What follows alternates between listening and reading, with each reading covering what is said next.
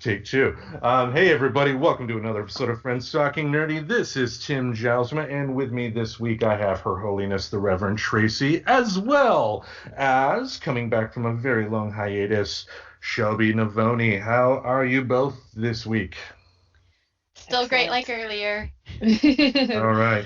Yeah, Yeah. for folks, if this is the first time you're hearing this show, we record this on Skype, and we have bonus content as well for that is exclusive to our YouTube channel.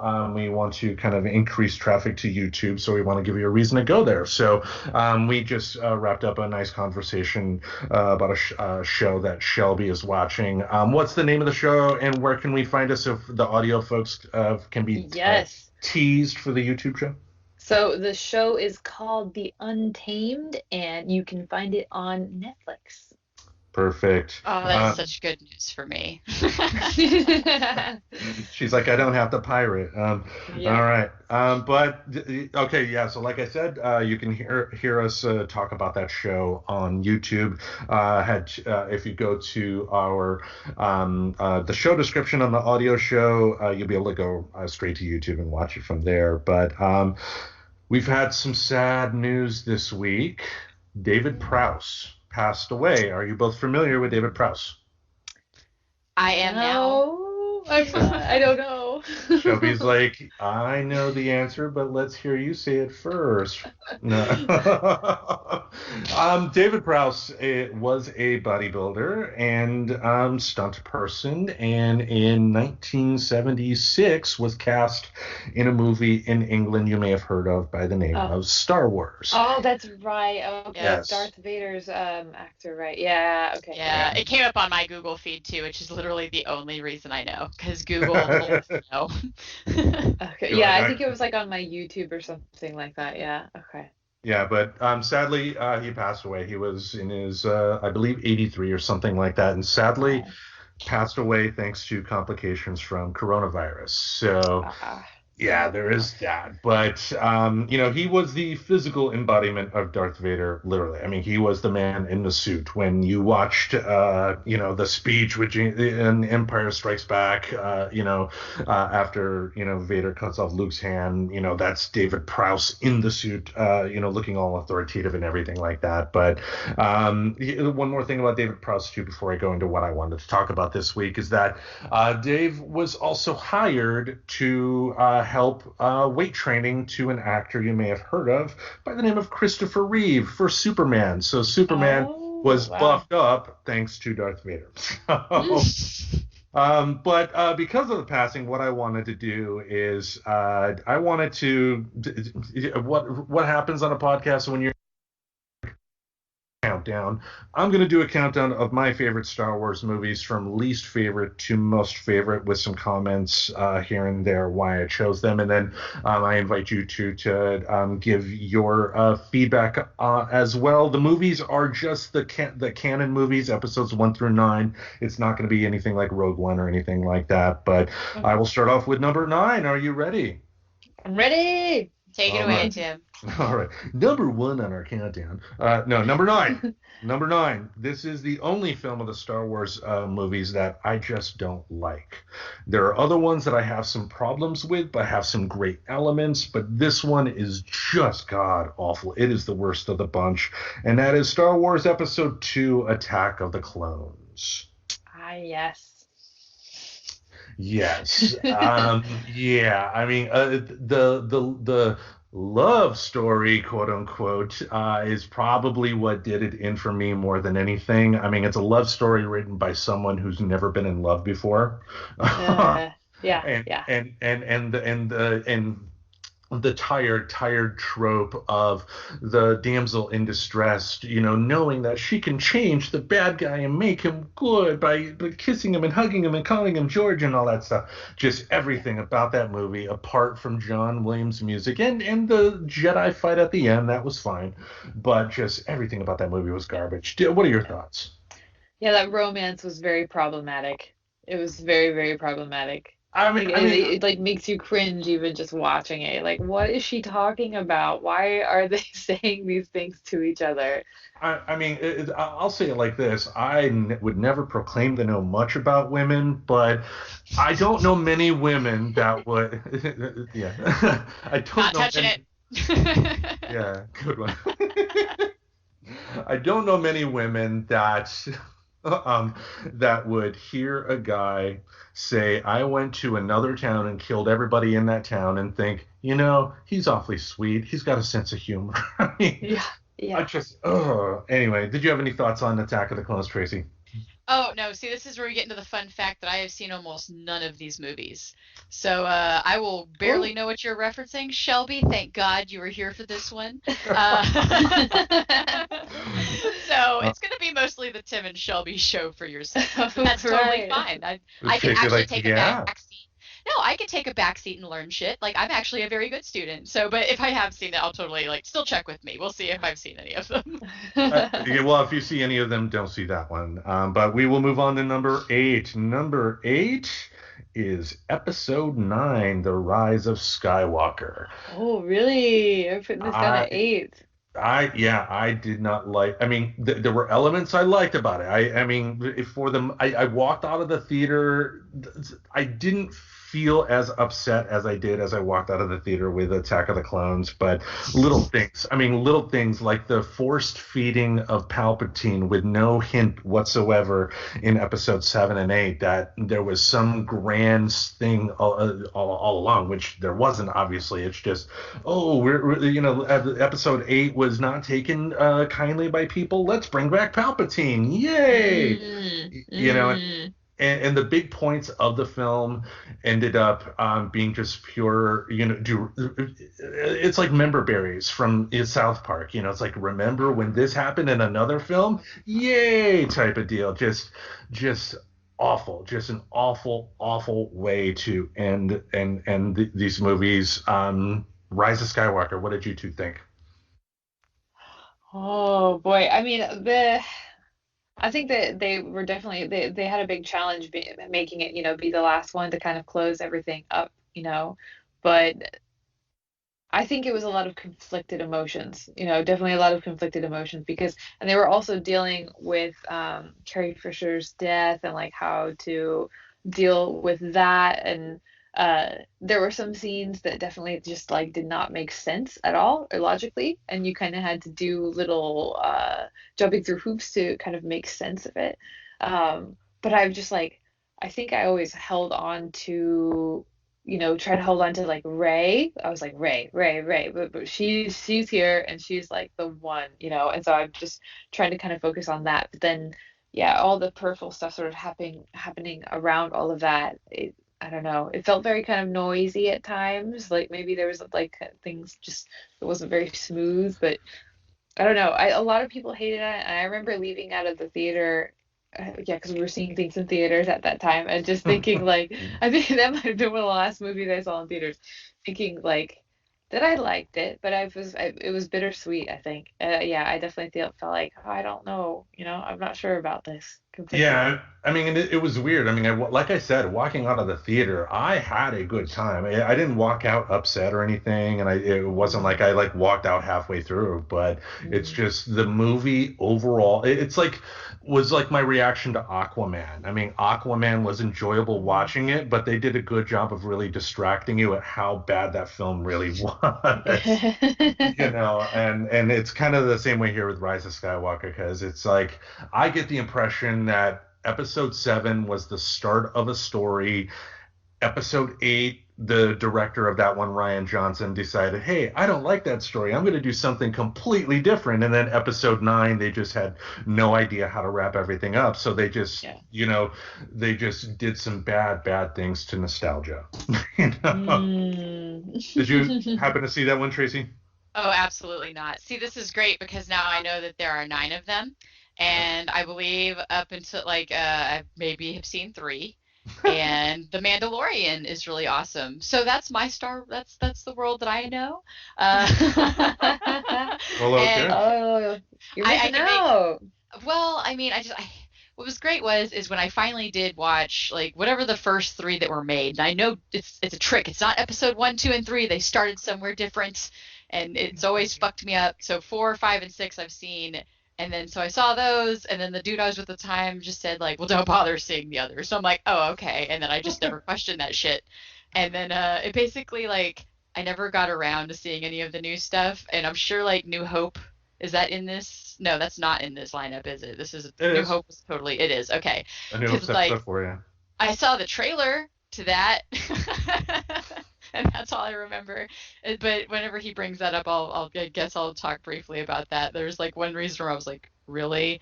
But yeah, no, haven't seen it. Well, okay. I will move on to number 7. Number 7 is episode 8, The Last Jedi.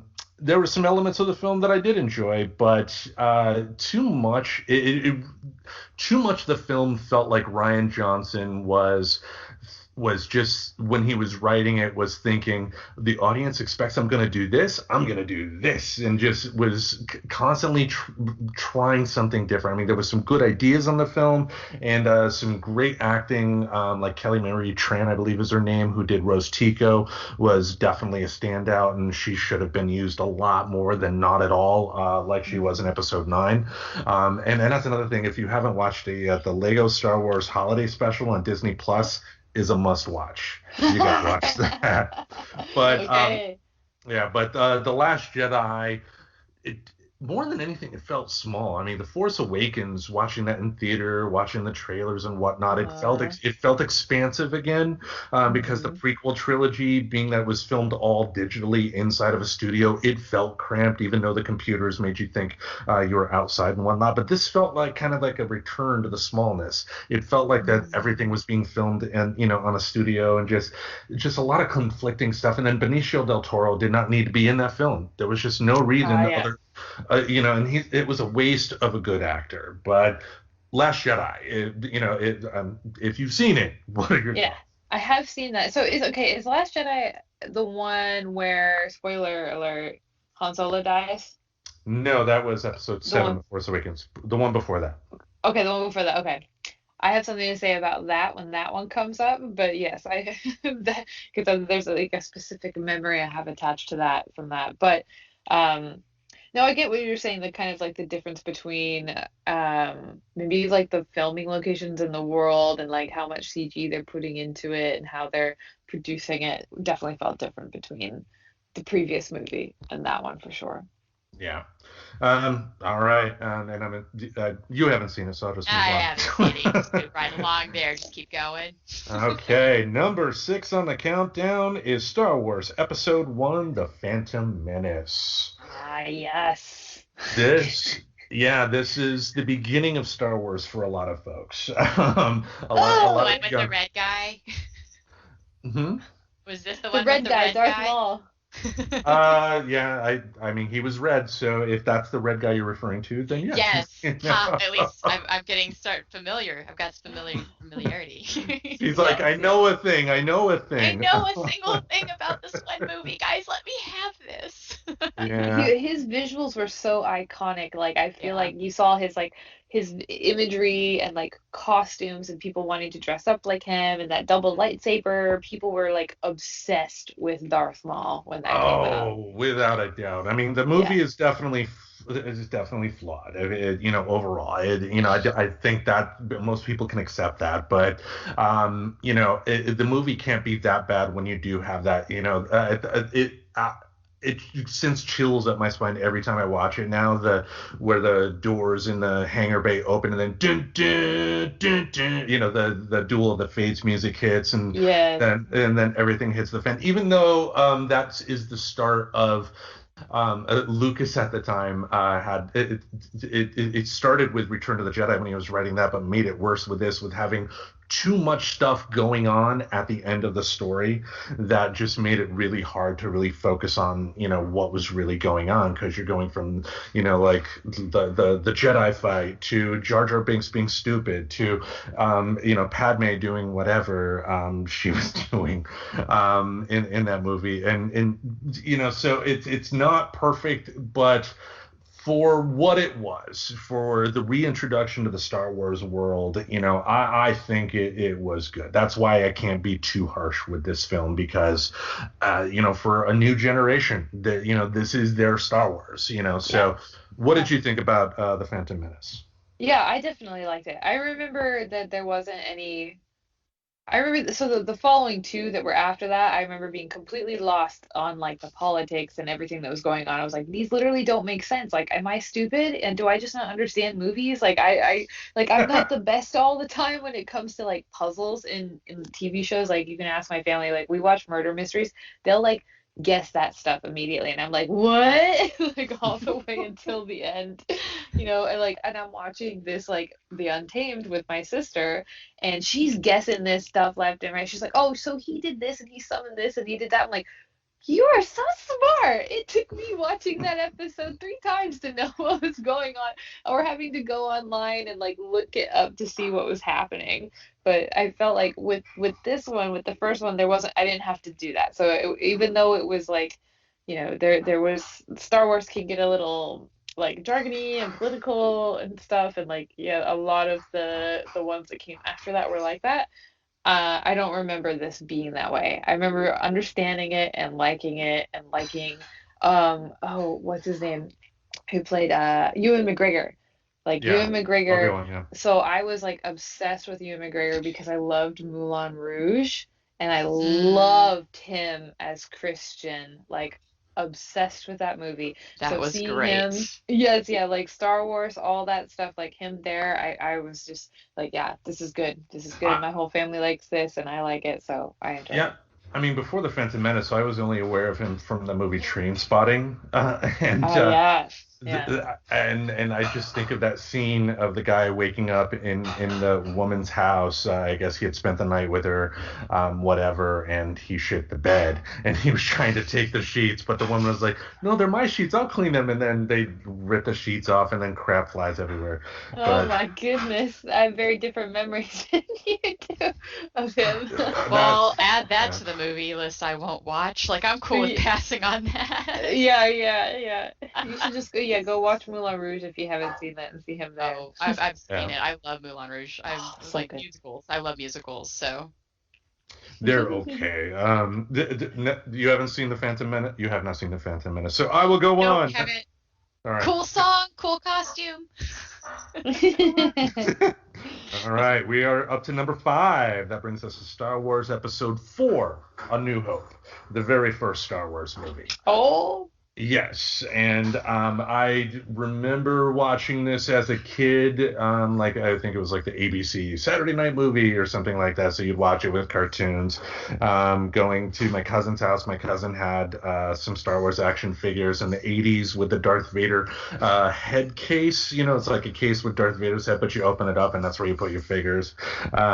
Just for what it is, of traditional, very simple action movie. It's a by the book textbook on how you write films like that. It's just hmm. very damn good, and most importantly, it's a movie that was saved in editing by George Lucas's wife at the time, Marcia Lucas, because his Hmm. take on the movie. Now, have either of you heard the Star Wars radio plays? No, I'm No. not. Ah, in the late 70s, early 80s, and George Lucas sold the scripts from Star Wars to his alma mater, USC, for $1. And what they did is they adapted those scripts into radio plays. And what they did for A New Hope is they took the original shooting script as it was. So it's like a lot of stuff that happens at the beginning of the film that you don't see, you hear in the radio play, and you're hearing it. It's just like, oh my god, I'm so glad they did not make this into the movie, because it's just Luke hanging out with his friends for like the first portion of it. But just anyway, I mean, Oh there's been boy. a lot said about A New Hope. What are your thoughts, since this is one you've both seen? Hmm. I've seen it once. I should Uh-huh. preface, like, I haven't seen them multiple times or anything like spectacular. I've seen them once. So, Okay. Shelby, you'll probably, it's okay because you see, Tam, you'll have nothing to say when I start talking about K dramas and K pop later. So, Woo! Oh yeah. So that's Pretty that's much. why I was like, Shelby, please help him out with this segment because I am Yes. useless.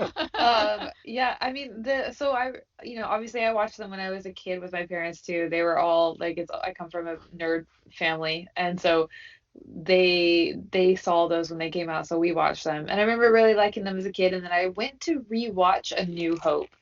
And my first thought was like, wow, this movie is really slow to go at the beginning.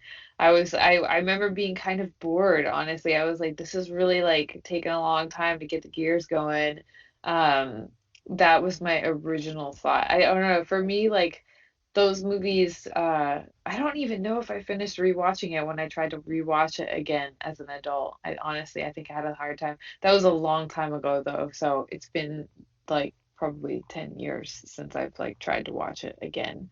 But It's I just funny. that was my thought. I was like, oh, this is going really slow. I don't know. It's funny you say that too, because at the time when the film came out, everybody's critique was this is going so fast because movies in the 70s. Wow. Yeah, Yeah. movies in the 70s were just, I mean, if you watch like The Godfather, for instance, that is really slow. Now it's really good, of course, but it's not like watching a Fast and a Furious movie where it's like explosions every 3 seconds or anything like that. So, Yeah.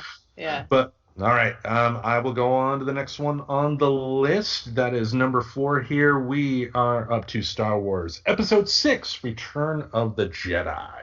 Okay. This one, it's kind of flawed. I'll be the first to admit. We didn't need as much of the Ewoks as we got. But I did like the original version, not the Blu-ray version, but the original version of the final fight between Luke Skywalker and Darth Vader.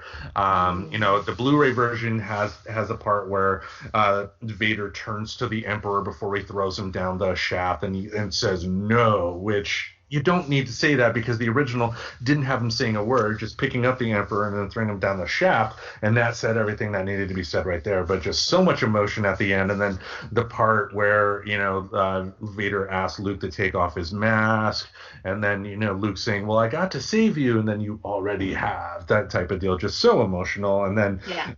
the one good thing about the special editions was the added little scenes that they had of the entire galaxy celebrating the Death Star going down, and just John Williams updated music for that celebration. So good. But Hmm. Return of the Jedi, what are your thoughts? Oh, good. I think I definitely like good thoughts. Yeah. I mean, that reveal I feel like was so like heart-wrenching for him, and then also heart-wrenching for just like everybody at that time too, and even for me as a kid, I'm like, what? So that reveal is such a like an iconic reveal. And that ending scene, like the way that they're able to make you have empathy for Darth Vader at the end is like pretty crazy. Um, but yeah, I agree with your ranking for that for sure. All right, what about you, Tracy? Do you have a thought or no? Yes, at the It's a end with the movie. reveal at Darth Vader, but it's basically nothing that you guys didn't already say. Mhm. But I did want to share a funny thing though. So the trailer, like, here's how out of touch of this world I am, guys. The Okay. trailer I was talking about was actually for one of the ones that doesn't have an episode number. Like, I Oh. looked it up, yeah, because I don't know about you guys, but what definitely put me off on like some of even wanting to watch the newer ones was the trailer for Rogue One, Okay. because that Oh, was when okay. she says rebellion, what is it, rebellions are built upon hope, and there was something about that I went, no thanks, and like Well, that movie is, if you're going to see anything in that movie, just watch the last 10 minutes. I mean, the scene with Vader on the Tantive V4, slicing people up with the lightsaber, which is what episode 3 should have been. And then the surprise of Princess Leia's cameo at the end. I mean, Oh, if that I scene right there. loved that movie though. I loved Rogue One. Everyone else, I was like, I was in shock. I was in shock because also again, not very like smart when it comes to watching movies. I had forgotten everybody was gonna probably die because they said it's like a suicide mission kind of thing. So I forgot that was coming. So Mhm. when everybody died at the end, I was like, what? They sat, when the two are there together and like that big light, the bomb goes off. I was like shedding tears at that moment, and it just broke my heart. Like when everybody was dying, I was really touched by their sacrifice, and I was really touched by these side characters that like had all these personalities and just like gave everything for this thing. And then yeah, having it tie in and that and those last 10 minutes was like holy shit. Like I really liked that a lot. But Yeah. maybe that was just me because I was like had forgotten that they all died. Well, I mean, with Rogue One, I didn't really care for the original characters in that story, the people on the suicide mission, just because, Oh, in my opinion, there was not enough done to kind of make the audience care for those characters. I didn't really know them, so by the time the Death Star blew up the planet they were on, it was just like, well, okay. I mean, but that's just my take on it. So, did you have any thoughts on Return of the Jedi you want to add? Me Yeah. personally, no. Okay, then let's go on to number 3 in the bronze position. Number 3 is held by Star Wars Episode 3, Revenge of the Sith. This, oh, pretty high compared to what other people would probably have for the prequels, but I think the scene where Vader finally becomes Vader with a mask comes on his face, that alone is worth the price of admission for me. The music from John Williams, probably some of his best Star Wars related work. In my opinion, especially the final scenes between Yoda and Palpatine, and the fight between Obi-Wan and Anakin. The music is just so good, and just how it ends up getting us to episode 4, the final scene where Uncle Owen and Aunt Beru are holding an infant Luke Skywalker just outside their hut on Mos Eisley with the suns, and then the classic Luke Skywalker music playing. Again, is the movie flawed? Sure it is. I'm not going to lie. But for what it was able to do, I mean, I really enjoyed it. What were your thoughts on Revenge of the Sith? I mean, the thing that always, my thoughts are like so shallow because I just think of the moment of like Luke or not or Anakin and Obi like screaming at each other, with in the lava moment, and like how that's just become a meme, and like everybody uses that to, All right, the high like ground, then. yeah, the memes. I just, like I just think of the memes and like those scenes and how Anakin just kind of became like a laughing stock, by the end of those movies. I think like and I'm sure that I feel like the actor probably suffered from it a little bit too, where everyone was like, wow, he's such a bad actor, but it was like the writing was really bad for him, Oh, you know. to your point with Hayden Christensen, if you doubt his ability as an actor, go to Peacock and look for a movie called Shattered Glass that he did. That movie is about it's a real life story based on a reporter by the name of Stephen Glass, who wrote for some magazines, but was found out that all the stories he wrote were made up. And he plays Stephen Glass, and just so damn good. And at the end of Shattered Glass, you're going to be like, why didn't they use this Hayden Christensen for the Star Wars movies? Because I mean, in Star Wars, Hayden Christensen was just wooden beyond.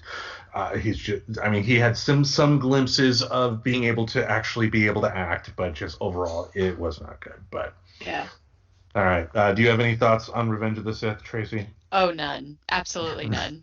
You're like, just get this over with, please. All right, we have 2 more to go. Number 2, we have episode 7, The Force Awakens. I actually ranked this above A New Hope, even though admittedly The Force Awakens is just a new it's the same story as A New Hope, just bigger, louder, better. But for me though, it was fun. overall fun. I mean, was it a perfect movie? No, but from first minute to last, it was what I wanted the prequel trilogies to be. Just fun, just people running around, being silly, being in space, pew pew, lots of crazy stuff going on. That's what I wanted to see in a Star Wars movie. You don't have to overcomplicate everything and make it into a Shakespearean drama like Lucas tried to do with the prequel trilogies. But just it was everything Star Wars needs to be. Just uncomplicated, the uncomplicated fun. Force Awakens. What did you think about it? I loved it. I loved it. My family and I watch it all the time. Like we just put it, if it's on TV, we just like put it on and we watched it many times after it came out. But that movie, I think the thing that is like, the cast, those three main leads, that diversity that they brought was just everyone was just like, yes, but there were a lot of people who were like, no, screw you and your woman and your black man and your brown guy. Like we don't want any of this shit. And there was a lot of like uproar with all of that. But that was really like the strength of that movie was the diversity of the cast and how those three, the sort of weight of the script was like pretty well balanced between them. And I've heard a lot of people say they were disappointed that it wasn't what's his name, the man, like they were disappointed that he wasn't the one who was the Jedi, that it was actually Rey who was the one who was the Jedi, because all the trailers had it, hyped up that what's his name? Why am I drawing a blank on his name? That was Finn, right? Finn, yeah. All the trailers looked like it was going to be Finn because he was holding a lightsaber and like the posters. And so, to me, when that kind of stuff happens with marketing ahead of a movie, it's the same thing with Mad Max, where they like market it where it's like where they're showing you the man. They're showing you the man is like doing the thing. But then they kind of like trick you. And then when you watch the movie, you're like, oh shit, it's actually like the woman who's really leading this and like driving the movie. Mad Max should have been like Furiosa Road. Like it was like her movie. And the same thing I think with this, where it was like, they kind of like baited you, and I think a lot of men who were too fragile like did not like that at all. But that was like a very, very huge surprise and one that I was grateful for and, I think influenced a lot of like young kids who watched that movie too, seeing a girl be a Jedi and seeing a black man also in that lead role too was like really impactful. So that is what I think was the strength of that movie for sure.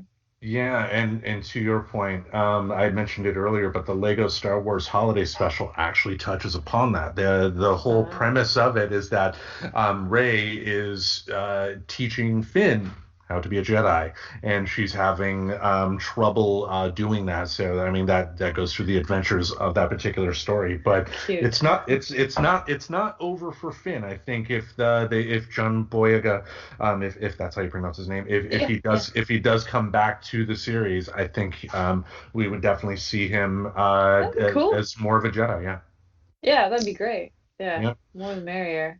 Yep. Any thoughts on The Force Awakens, or should I go to the last one, Tracy? When did that one come out? I was just curious because I find it interesting, the trailer being misleading. So when did that come out? That was, I think that came out the year I moved to Portland, so 2015, I believe. Huh. If not 2015, 2016, definitely, but within those years, I think it was 2015. Yeah, Gotcha. that's right. My brain immediately wants to devil's advocate that, because if I were watching a trailer and they were leading me to believe that the main protagonist was like somebody more for me to relate to personally, I could honestly see being a little bit irked. But I also could see that being a decision, though, like intentionally, of like where they maybe had to feel they had to mislead in a way to get people to give it a chance for a female Jedi. Because 2015, yeah, we still have problems. Like we can't accept like anything that like if they've always felt that Jedi could only be men, even though I don't think that was ever stated as a rule anywhere in that universe. Of course, when you bring out, was that the first female Jedi? No, I mean, they had like minor, like in the prequels, like Jedi's in the background at the Jedi Temple, where there were women there, and then of course with Star Wars: The Clone Wars, Star Wars: The Clone Wars, Ahsoka Tano. Oh, okay. So but the main Star Wars movies, women were female Jedi's were primarily, minor characters in the background. They were there, but it was, yeah. Yeah, to give some relation to, I guess, my experience, having a woman serve in the church is great, but don't let her get up and teach, depending on what denomination you are. Yeah, teaching. Got it. Yeah, okay, so that's all. I was just curious on a sociology level, I guess, is where I went with that one. Yeah. Okay. Well, let's wrap up the countdown here. Obviously, we got one more choice left. Number one, it's going to be The Empire Strikes Back. I mean, this is the first time that Star Wars tried to take a risk. The second time was The Mandalorian. And I think both the times that Star Wars tried to take a risk, do something different, they knocked it out of the park. I mean, this film is a classic for a reason. And, it's one of the few films that this Die Hard, Terminator 2, I can put this on at any point and just, I have to watch the entire thing. I even got to name my son Luke because of this movie, just so I could do the final the Luke, no, I am your father type of scene, which is on YouTube. It's on YouTube. That is on YouTube. But anyway, Empire Strikes Back. Thoughts? I'm sure this is one you've seen, Tracy. So Empire Strikes Back. Again, it goes to the I've seen it, but it happened like one time, maybe twice. As you know, my memory, like it's fucking garbage. So it's like, yeah, sure, there's those characters, Luke Skywalker, and hey, isn't that his sister? And like, but I couldn't give you like I basically you should have let me know that we were gonna like nerd out about Star Wars. I could have done some research and like maybe at least faked my way through remembering these movies, but I'm not there. GA sports ball. Anyway. But how about you? Yeah. How about you? I was gonna say I don't really have anything to add about it too, because it's honestly it's like a little bit of a blur with the other ones sometimes. Yeah. Well, that is, like I said, my top 9 Star Wars choices from least favorite to most favorite. So we will transition over here. Tracy, what have you been nerding out about this week? So I'm just going to briefly mention, just because this is part of been my busyness, I got to start a new gig, and I am very excited about it because I didn't really want to have to go out and keep doing Postmates and stuff like that. So I now get to work remotely from my home, which has just been super fucking cool this week. I love just kind of seeing that trend and people trying to figure out ways to open up like remote work. But I've started scoring reading assessments for children. And it's probably the most adorable fucking job I've ever had, because you're basically listening to kids K through 8th grade like try their best at reading, and you phonically put down and you mark when they skip words. And I've already nailed like there's some, because you get to know some of the voices, and like there's this one girl that is like, she is on her shit. She knows how to read. She will enunciate every syllable.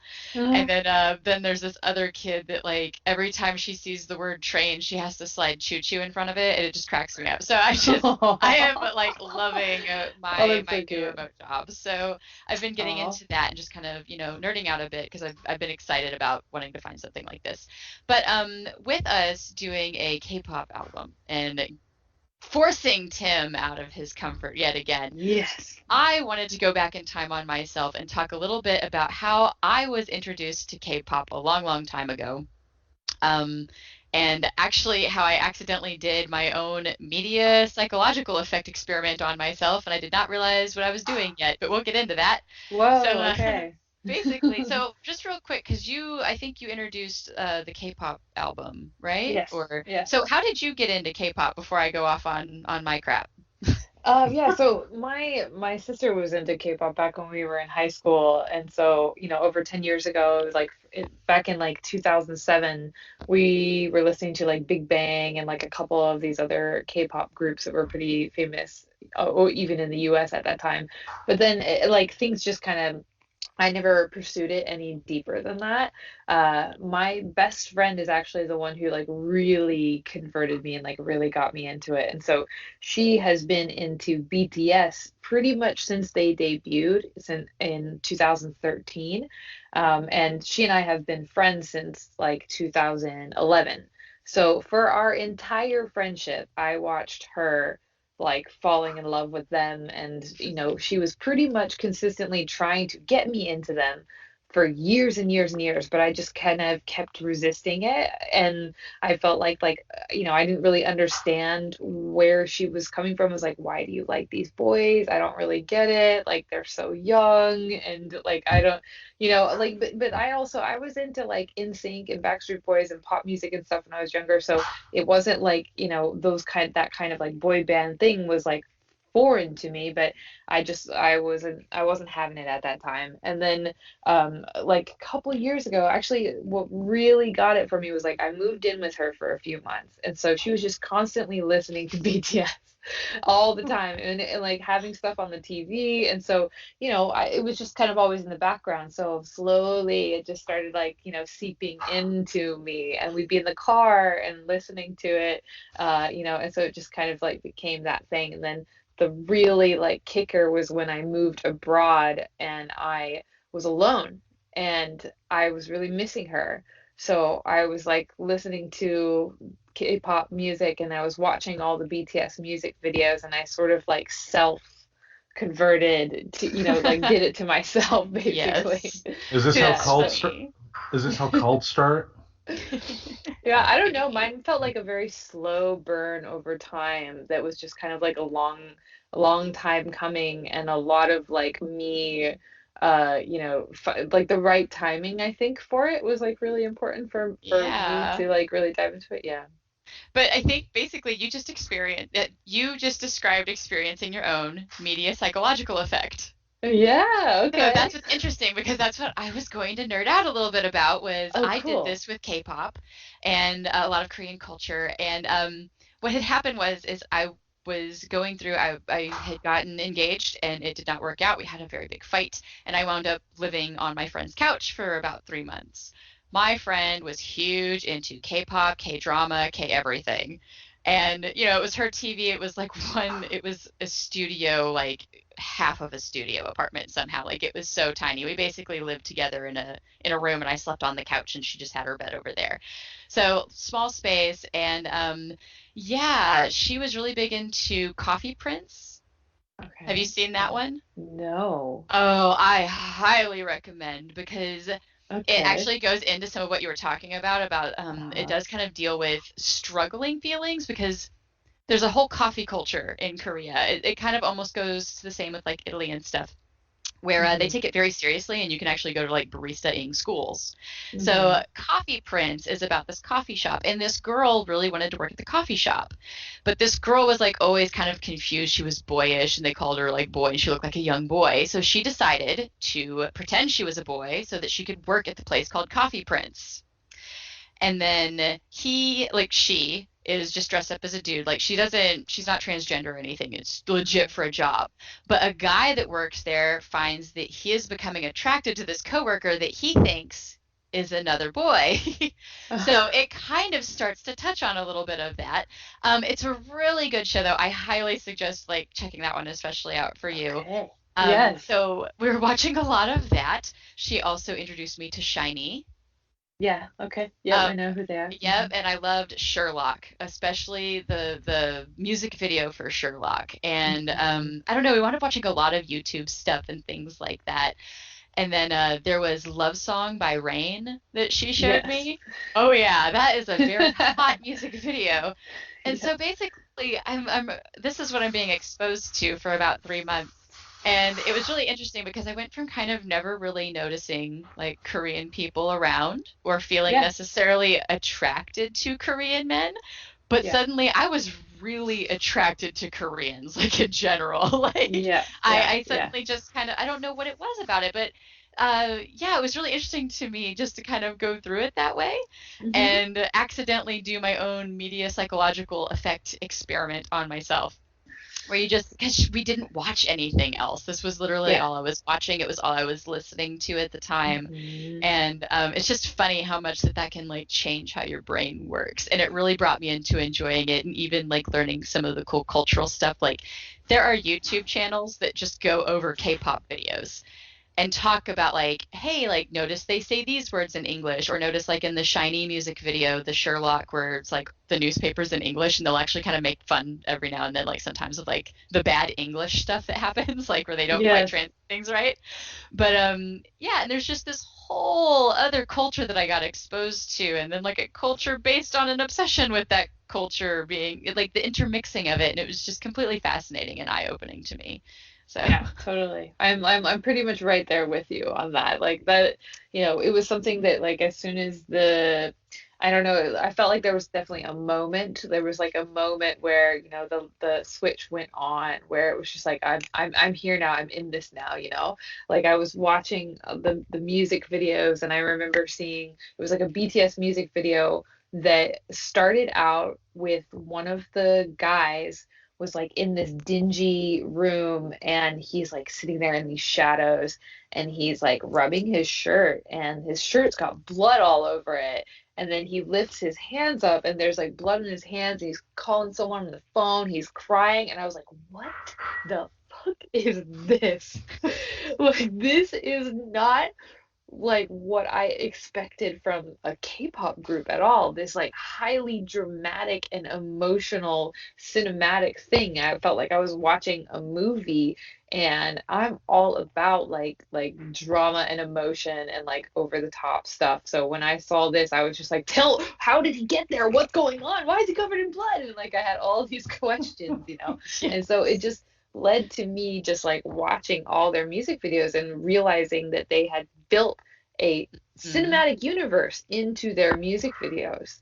And Yes. so a couple other K-pop groups do this as well. And so that was really the thing for me that like drew me in, was like there was all this story that was like being told with their music videos that you could like come up with these theories for. And there's this whole like side of K-pop too. It's like K-pop theorists and people who like watch this stuff and try to figure out like what's going on. Um, Yeah, but why that, are yeah, these words that, in English and these aren't? But yeah, yeah, I yeah, think one thing that really drew me in, and it goes back to the Sherlock video, it reminded me of back when actually we used to have bands that had good choreography. Like say what you yeah. will about like NSYNC and shit, Uh, they had cool choreography that yeah, they oh did. yeah, I And love them. Yeah, I miss that. I do. I yes, genuinely yeah, do. So that's like where you can get that taste of that again if you miss any of that and want to see something new. yeah. And again, especially like Sherlock, because they do like all this where they like twist and turn away from each other and then like do these waves where they just like I don't even want to know how many times they practice that. But Yeah. That's the thing that you yeah. can really admire about them is like the precision and the amount of work that goes into their performances. Like, it's just astounding how like well put together, yeah, most K-pop groups like choreography is like, you go back and you watch NSYNC or like any of those pop groups from them, like the choreography is good, but compared to what K-pop groups are doing right now, Yeah. it is like it's like nothing compared to what they're doing. K-pop groups are doing like insane stuff, and nowadays they're pulling from different like cultural influences. Like BTS had one that was they were pulling in certain like African dances and like traditional Korean dances. And so they're also bringing in, and they say it too, they're not like stealing. They're like, we love this African dance. We're putting in this they're dance they're into the not thing. actually appropriating it, Yeah, yeah, because there is a exactly. difference between doing something and giving acknowledgement to it and Yeah, appropriating something. So that is good, like exactly. Yes, awesome. And yes, and I'm sorry, Tim, what is your favorite K-pop band? yeah. Uh, Um, you get You back to could me on that one. you could just say BTS and everyone will be like, good choice. good choice. Those are good. I've seen you shoot a bow and arrow, so yes, BTS. There you go. Yeah. And see, and then we'll get into this probably. I mean, because I know we're going to talk about the album later, but it makes me want to go like now that I've listened to BTS, because I've heard of them, but I've never actually listened to them until listening to this album, and it does kind Oh, of make me cool. want to go and watch their music videos now to look for that, Oh, because dope. yeah, and to your point, like they do way more than anything. Backstreet Boys, in sync, like I'm sure there's like I can't even remember all of them, but they Yeah. kind of they did some basic choreography and it looked cool, but these guys do that on steroids and then they go do it live. Yeah, Like they'll exactly. do the same thing. It's not just something they did and nailed for a music video and had to like cut it into Yes. 5 different takes to get it done. It goes Yeah. back to that cultural thing. It goes back to the fighting scenes. It goes back to the dance scenes like we were talking about. Teaser for the YouTube for you guys that aren't watching that yet. It's just there's something about how they kind of really respect dance and really fighting in that same way, where it is you're watching an uncut thing. Yeah, totally. Yeah. And they've got to be able to do it, fully, and there's this whole idea of like, uh, yeah, like pushing yourself as hard as you can. Like Korean culture has this really, really strong work ethic. And like maybe you've discovered this when if you were doing any kind of like looking into Korean culture stuff, but like their work ethic just in general is like insane. So they're consistently pushing themselves for more. And then to a detrimental level of where they don't allow themselves to always like ever even feel like accomplished for stuff. They're always just like trying to push harder and harder. And BTS will come off the stage and do this phenomenal job, kill themselves, and they're like, well, I don't know if it was really that good. Like, I'm gonna try harder next time. I'm like, are you Yeah. kidding me? You like sang this song while you were dancing for like for 3 hours, killed yourself, and then you're gonna go do it again tomorrow, and then you're gonna fly in a plane. Like, it's bananas like how hard they push themselves Yeah. to like, give you some real music and art and connection and like all the things, whatever there is they're trying to do, they're doing it at like, level 3000. Exactly. That Yeah. reminds me of my sister. She actually worked in South Korea for a year, Ah, and really, really did not like the fact that I guess her working. She was one of those people that taught Korean folks English yeah. and Yeah. whatnot. So I guess her shift was like a 16-hour shift, but with like multiple Mm, breaks throughout the day or something like that. And then my yeah. sister was telling us that she would tell her bosses, well, if you didn't have people work as much, you could do this, this, and this, and then was surprised at the end of the year contract that she signed for that they didn't welcome her back. So, Yeah, not so yeah, much middle path in that culture. Yeah, Not for yet. sure. Yeah. and yeah. And if my sister's listening to this, if you don't like this, get your own podcast and goof on me all you want. And that's really it. I just wanted All to right. kind of nerd out about that interesting experience and like the one day where I was like, I'm suddenly very much noticing this culture around me. And it Yeah. kind of goes back to people, I guess if there's a message out there, expose yourself to other shit. Yeah. Like, if you Yeah. really think Exactly. you know how your brain works, I dare you to change up what you listen to, Yeah. watch, and expose yourself to. Even not even for 3 months, because it didn't take that long. Like, just do it for a month. And if anybody does a Yeah. month challenge and wants to come share that experience, like, hit us up because I am a big proponent of self-experimentation. Hmm. And that was like really the thing that got me into that idea is like, holy crap, you could change your brain. And then that turned into like working with depression and shit like that. So, Yeah, yeah. I think yeah. if I want to add to that point because like for me, finding K-pop, like really having it click at that moment was, in a point in my life where I was like very, you know, alone and needed something to kind of comfort me. And so it was just like it was kind of the perfect timing for that to kind of come in. And I think like if like with K-pop and with like anything that you maybe have a barrier up against beforehand, if you decide to like put that barrier down, I think you'll find your life enriched in a way that, you can really benefit from, And, I would challenge people to like, there's all these stereotypes about K-pop just being only enjoyed by young screaming girls or just women in general, and there are so many problems with that. Firstly, that's just not true. And the demographic of people who are into BTS and like into K-pop is continuously growing and expanding. Like you can go, the main YouTubers that I follow that actually do like K-pop reaction videos are all men.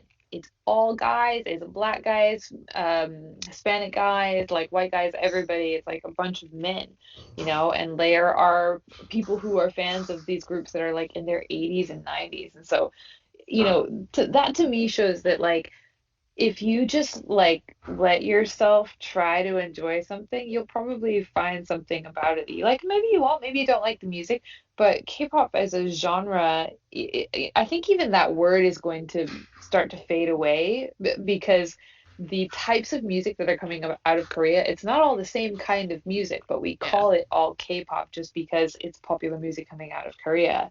And BTS themselves and like other groups, they'll play within genres. They've got, you guys listen to the album, like there's a Yeah. lot of stuff where it's just like it's not all just pop sounding either. And if we think of like groups like the Beatles and these big boy bands, the Beatles originally were followed by millions of screaming women. And now they are like, considered the biggest group on the planet and men love them and they're considered like, on the height of music or whatever. So that's the thing is like maybe all these screaming girls have an idea of what something good is and we should, listen to them and go see what that thing is over there. So yeah, that's something Like I would screaming girls used to indicate, good music. Now it could be that or a Karen. yeah, that's Oh man. oh Depends so on how true old the though. girl is. Screaming Oh girl yeah. that is 40 years old might be a Karen. Screaming Yeah. girl that is 20 might be Yeah. good music. Yeah, exactly. We have to have a little differentiation there, but you're right. All right. Well, let's transition on here to the Nerdy Five. The Okay. Nerdy Five, I don't know if you've listened to any of our episodes recently, but the Nerdy Five is a segment that we've had on for a while now where we go back and forth on a topic talking about our five favorite whatever. So for this week, our Nerdy Five subject is our favorite movie soundtracks. Now, Oh. yeah, we were texting earlier, and Tracy mentioned she was having a bit of a hard time. So explain to the audience why. Yeah, I was having a hard time because I realized, and it's my fault, you see, because if I hadn't brought up that we could do a whole episode on musicals, I wouldn't have had a fucking hard time with this topic. But see, I did this to myself. Past Tracy fucked current Tracy over yet again. But so really, that's what it was. Is I realized, wow, I don't really pay attention to a lot of soundtracks. Like Huh. I get it really into story. I get Mm. really into like what they're doing, especially like because I the first time you're on the show and not assuming you've listened to all of them, I've mentioned many times I have hearing problems, so it really does Mm. kind of affect the way that I take stuff in. But I guess I'm more focused on the storyline. I get really into the movies, but I was like trying to think of this honestly, because if I'm gonna pick movie soundtracks, it shouldn't just be the soundtracks to my favorite movies. It should be something that's like when I think of this song, I think of this movie and this moment, and then let that lead me to things. And so I did have kind of a harder time with it. So I did stretch a little bit out of the movie realm, or even out of like one of them. It's a soundtrack for a movie I haven't even seen, but I know Oh. I've listened to the soundtrack a lot. Yeah. So yeah, I kind of had to stretch my brain a little bit on this one, which you know how much I hate doing that. So So much, yeah. what about you? Did you have a good time, hard time? You said it was quick, right? Like you had an easy time. Yeah, for me, this one was pretty easy. As you know, I'm inspired a lot by music and by movies as well. So, if there's a particular movie that is kind of capturing the mood on something that I'm writing, I will definitely dive into the soundtrack and kind of relive, those feelings to be able to kind of, capture it on paper what I'm looking to accomplish. So, yeah, being able to get the list together was this one was a fast one for me. So yeah, we'll do it like we normally do, back and forth. Did you want to start or did you want me to go first? I can go first. I'm fine with it. All So, right. the first one I picked, and really my first two is really more about the movie score than any actual like cool songs that may have ended up in it or anything like that. I actually went with kind of the Chronicles of Narnia. More specifically, I really love the soundtrack to The Lion, the Witch, and the Wardrobe. There is just something about the movie score and all of the stuff that, like, when I hear that soundtrack, I can actually hear what's going on. Like, I see what's going on in the movie in my head. So I think they've done a beautiful job when you can actually listen to a soundtrack and be on a song on random and be like, oh my gosh, this is when like that's the Mr. Tumnus's song to Lucy, or that that's this one battle scene, or this is like when they're on that ship. I know that's more like Caspian or whatever, but when they're going into the wardrobe and things like that. And then outside of that, I really loved The Call by Regina Spektor. Like I almost wish that could have somehow been on the same one as The Lion, the Witch, and the Wardrobe, just because it's a really good song that they made for the film set overall. But I think they did a beautiful job with the music, and it does a great job of taking you back into that world again. I listened to a lot of movie scores like when I was working and having to do a lot of data entry, because if I start singing songs, I don't get my work done. But if I can like kind of entertain that part of my brain, it's like, shh, quiet, work. And then so I'm still kind of entertained but not distracted by work, and that was where I got into listening to kind of just Chronicles of Narnia like on repeat. I have not seen those movies. How about you, Shelby? Have you seen them? Any comments? Oh gosh, I saw the first one because I really like James McAvoy a lot, so I just saw that to see him in it. But yeah, that no, I can't even remember the movie. Oh my gosh, I had read the books, so I was super excited when they started doing movies, and I actually think they did decent respect to it. I know there's a lot of hesitancy on reading oh gosh, C.S. Lewis. It is C.S. Lewis. Thank you. Like reading C.S. Lewis, because they want to make it all about that. Aslan is either God or Jesus. They want to make it very religious. But personally, I just didn't feel that way when I read the books, and I definitely didn't feel that way watching the movies. I think they did a great job bringing the imagery to life as well. So to have a soundtrack that takes you just as good of a job to suddenly you're almost enjoying the movie again of the books you also liked. So it kind of just overall is an experience. Yeah. Nice. And I've definitely read the books too. I mean, growing up in the conservative side of Michigan, they did kind of have those books available compared to something like The Lord of the Rings because of the Christian connotation to it. So definitely familiar with it, which is probably one of the reasons why I was never really interested in watching the movies. And also too, it looked like I was hoping that if they were going to make the movies, that they would put the kind of money into them that they did to The Lord of the Rings, which in my opinion, I don't think they did. But again, like I said, I haven't seen the movies, so that I'll just leave my opinion at that. So worth a watch. My only bummer is they didn't go through it fast enough where they could have done like you can't do the last book like now because everybody's too old. Like they can't do it with the same actors anyway, so that would be kind of a bummer. Yeah. So, yeah. Well, they can always recast. Recasting is not the end of the world. But I will go into my first choice here. This is a movie that was released in 1991, made by one Oliver Stone, and the soundtrack is actually one of the first albums I ever bought. When I bought it, it was at Meyer, Thrifty Acres, in Grand Rapids. It was this album and The Simpsons Sing the Blues. It's the soundtrack to the movie The Doors. Have either of you seen that? No. Nope. It starred Val Kilmer as Jim Morrison. Kyle MacLachlan was, I forgot. Ray Manzarek, I believe, is the keyboard player of The Doors, but just it's Oliver Stone doing what he does best, just the kind of sort of trippy, crazy, sort of real but sort of not type of movies that he always does. But the soundtrack was amazing. I mean, the soundtrack at the end of the day is essentially a greatest hits album. So if you wanted to hear Break On Through, Light My Fire, The End, stuff like that, that's going to be on there. But they also do have some other kind of lower key stuff that you wouldn't find on a regular Doors greatest hits album, like after Jim Morrison died, the remaining band members took some recordings that Jim did of his poetry and put music to it.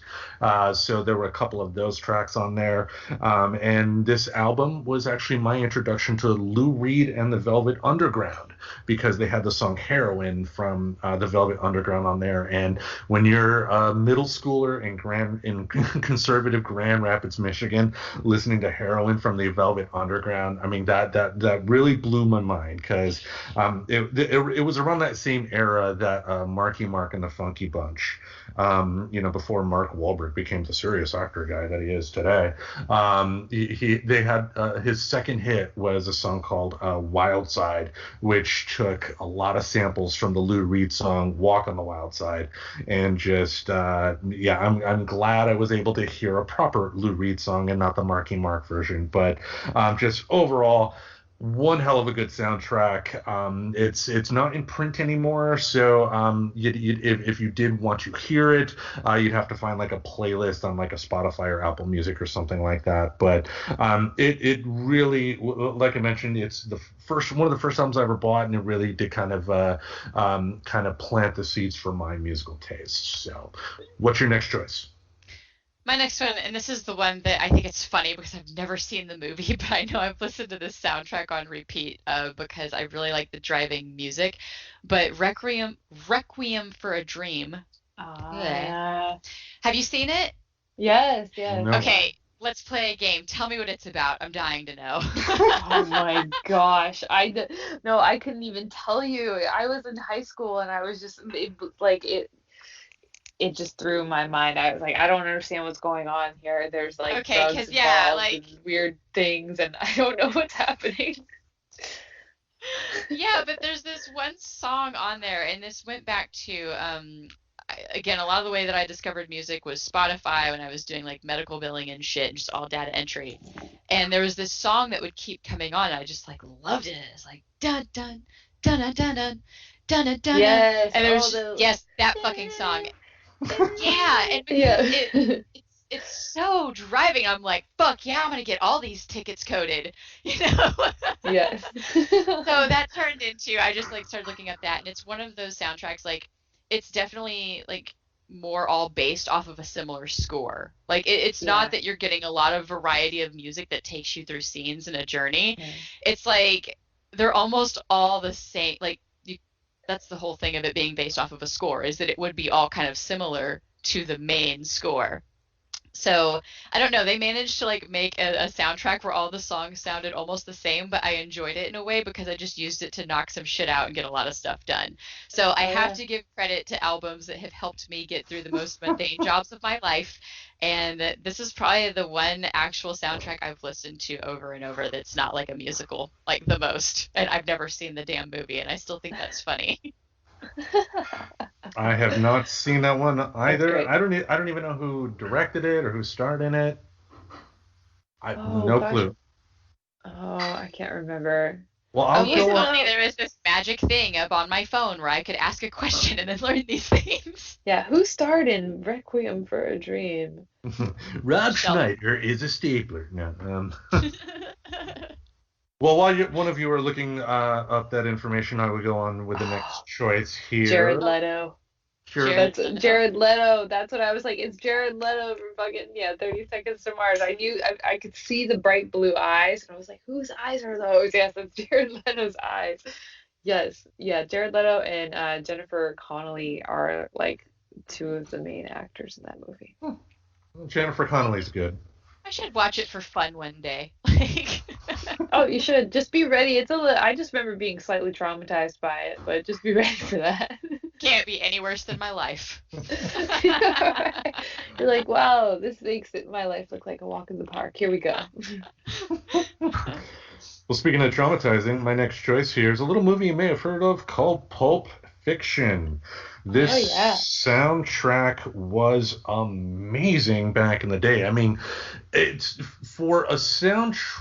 A lot of times with soundtracks, especially with popular music, you'll see that they'll have on the listing, music inspired by the movie, which it wasn't music that was actually inspired. It was just stuff that these groups had that they put together for an album. But with Tarantino movies, you get a lot of unique music choices in a movie that you wouldn't necessarily associate, like having an old Ricky Nelson. Ricky Nelson was a popular singer in the the 50s and 60s. His parents had a TV show called the Ozzie and Harriet Show that he was on, and his parents pushed him to be a singer. And one of his songs are featured in Pulp Fiction. This is actually my introduction to Al Green with Let's Stay Together. I didn't even realize that Al Green was raised in Grand Rapids, Michigan, and thanks to Pulp Fiction, I was introduced to him.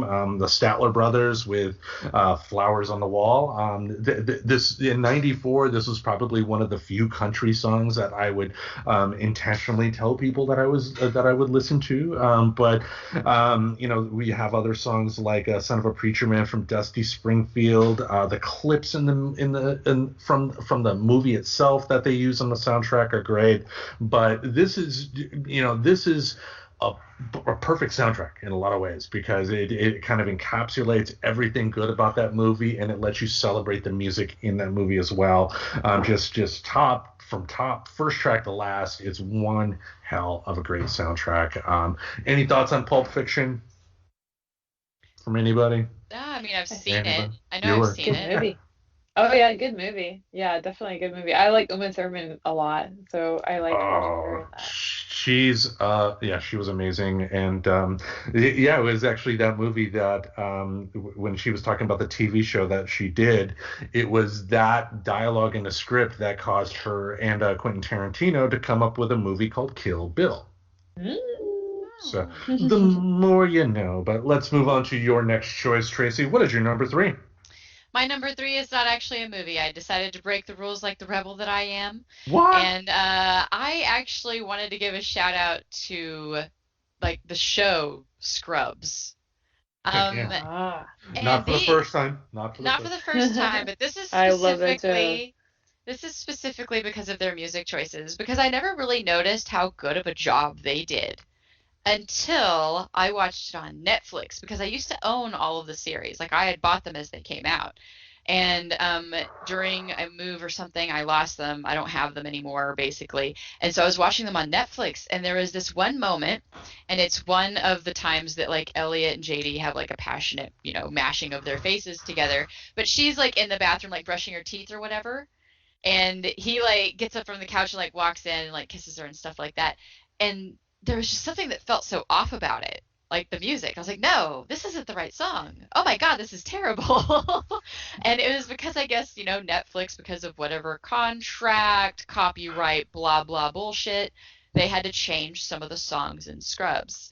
So it made me really appreciate, like, how much I enjoyed and how good of a job they did at matching songs to moments, and how important that can be to make a moment, like, complete. And you also go into, they even had a musical, so their musical episode was also hilarious. That came up in our musicals episode too, so I don't have to talk too much about that. But yeah, like American Girl, when Elliot, like, gives herself the makeover and walks out. Colin Hay is hilarious. I love that they got him to cameo in it, in the episode where he kept playing his song. So overall, I just think they did a great job, and it really exposed me to a lot of music that I think I otherwise wouldn't have listened to, because especially after that time that I realized how much my media has an effect on me, I've really limited how much and where I take things in at. So one downside to that is I don't get exposed to a variety of music as much as I used to. But this was one of those shows that it went on for so long and so much good music came across. Like, you end up getting introduced to stuff. And our show helps too, but Yeah, it's been making me listen to stuff every now and then. Yeah, silly country albums, All right, I will go on with my next choice then. For me, a soundtrack top 5 would not be complete without at least one John Williams selection. And since I've already talked about Star Wars, I wanted to kind of disqualify those, so I was looking for something else John Williams wise, and I had to put this on because I got a tattoo of it. Superman the movie. Again, first track to last. That music is just so damn amazing. I mean, and I think about it too. I mean, it's the music more than anything did so much in terms of giving that film the verisimilitude that Richard Donner, the director, was looking for. And the reason I say verisimilitude is that was the theme that Donner wanted to have, because he wanted to make a movie of what would happen if this really happened. And that's what it came for. But just the opening track, I love the music of from the beginning of the film, to where it opens up in where you think you're in a movie theater. Then you see the little kid with the comic book reading, and the music that goes into the main theme is excellent. The second track, The Planet Krypton, the opening bit of that music is used just as the movie begins, and it's also music that was used for the teaser trailer for Superman Returns in 2006. Just really, really good. But it's John Williams. I mean, John Williams at his absolute worst is going to be better making a movie soundtrack than pretty much anybody out there. I mean, the man is a master. When he passes on, which is hopefully many, many, many years down the road, we're gonna have so much music to talk about that he did, and just how his music alone helped legitimize this, like a comic book movie. It helped legitimize a silly space movie. It made what we now take as our big cultural landmarks, and made them the cultural landmarks they are, because the music made it important. It wasn't the crappy stuff that you heard in the 50s TV show or anything like that. But thoughts on Superman the movie? I'm not sure I've seen it. Get off the show. No. All right. Good luck. Yeah. Peace out. No. Reverend out. Yeah, peace. No. It's good. I mean, it's going to be on HBO Max if you have that subscription. Definitely recommend watching it. I mean, for Christopher Reeve alone. I mean, if there was ever an actor that was born to play a particular character, it was him. And anyway. Let's go on to your number 4. What's your number 4? My number 4. So I didn't want to stick with a bunch of movie scores and stuff with a lot of nonverbals. I wanted to do something a little bit more traditional for my last 2. So when I think of songs, though, great soundtrack, Dirty Dancing. Oh yes, I really love it. Yeah. So good. See another one, because Dirty Dancing. Oh my God, I've watched it so many times, and I loved the music that they picked and the choreography, because it was really like the great mix of all the oldies that you didn't hear on the radio. Yeah. Because it wasn't like all of the same shit that you heard like playing on the oldies station. And I also really loved that the Swayze himself sang "She's Like the Wind." Oh. So Patrick Swayze sang that song. I liked it. I don't even want to know what Tim has to say. Shelby, talk to me about your feelings on Dirty Dancing. That's one of those movies that's like, it's like a cult classic, and people either love it or they hate it. And it was always on my list of things to see. And it's actually pretty fresh in my mind, because I only saw it for the first time like a couple years ago. And cool. Yeah, because I had made a point. I was like, I'm gonna watch, a bunch of like old movies that are those movies that I'm like, yeah, I haven't seen it yet. And everyone goes, what? You haven't seen this yet? And so that was one of those movies that I watched, and I remember I liked it. I thought, I was like, this movie is wild. Like, this is so wild. Everything in this is like, kind of over the top and just kind of sort of silly at times. But I remember liking also it. kind of back to the times. Yeah, totally. Back in time in a little way. And then, of course, The Time of Your Life, or The Time of My Life, that song, and then that they actually used the score from that, like, peppered in earlier, like when they're at the lake and things like that. So that was like the first time I kind of appreciated the notice of like, oh, well, you could take score from a music and make another song. And so there was part of that stuck in my head too. And I am a sucker for choreograph. Like, I've always loved it. And that's probably my earliest memory of really seeing it, because, country music, you didn't have a lot of people doing stuff. And like we had line dancing down in Texas, but right. Yeah. What about you, Tim? You're just like shaking your head like, oh no. No, I mean, it wasn't for me. I remember when it first came out, and I remember that horrible Patrick Swayze song. My God, that was awful. In my opinion. But yeah, it wasn't made for me, and it is what it is. But Netflix has a show called The Movies That Made Us, which is a kind of a spin-off of The Toys That Made Us. And one of the episodes is about the making of Dirty Dancing. And they talk to the woman who actually came up with the idea, not the screenwriter, but I guess they had someone who just had an idea and then met up with a screenwriter and all that. Very fascinating. And also, they're going to make a sequel. Jennifer Grey is actually working on a Dirty Dancing sequel right now. So God, they're gonna fuck it up. yeah, everything needs something, but you know. Oh my God, I don't think so. I mean, it can't be bad as Ready Player 2. Or Ready Player One. But all right. Yeah, I will go into my next choice here. This is the movie that made me love Westerns. The Good, the Bad, and the Ugly.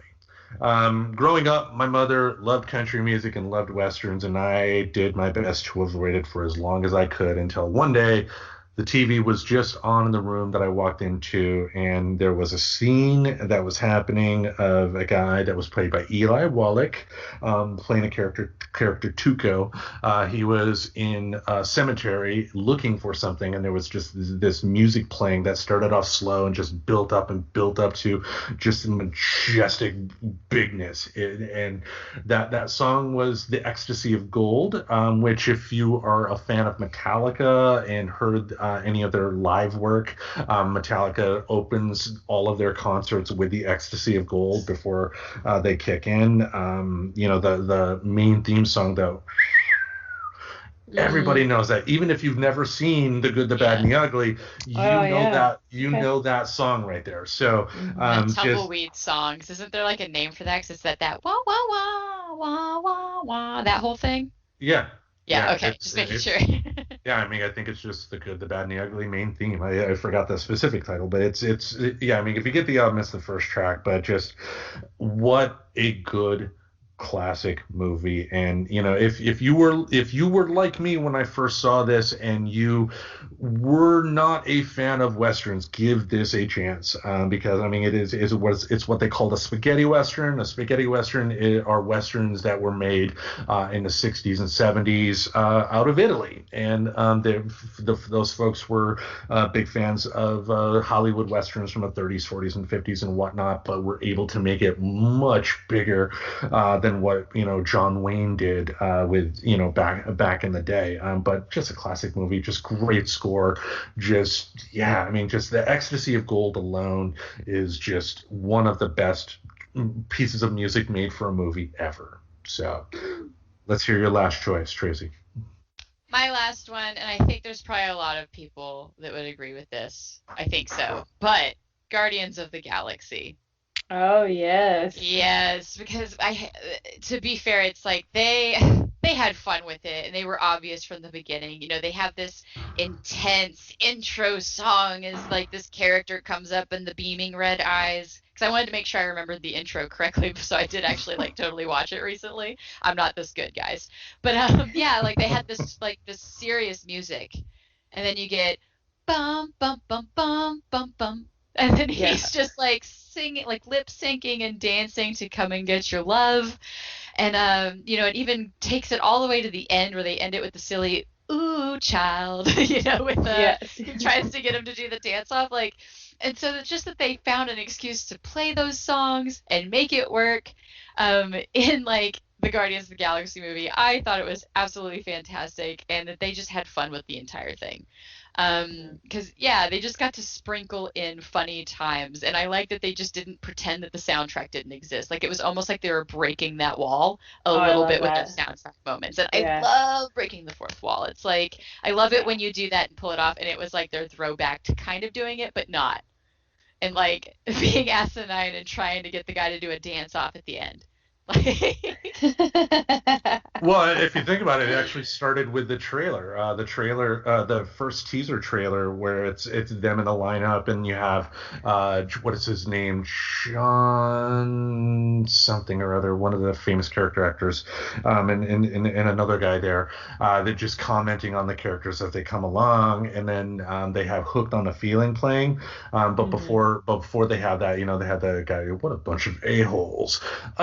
I'm hooked on a feeling, and just yeah, I mean, one of the few Marvel movie soundtracks that from first track to last really nailed it. I mean, as a Marvel fanboy myself, the one critique that I agree with some people is that when it comes to the music, generally it's pretty generic. There are hit and misses. There are some good choices throughout, like Avengers Endgame.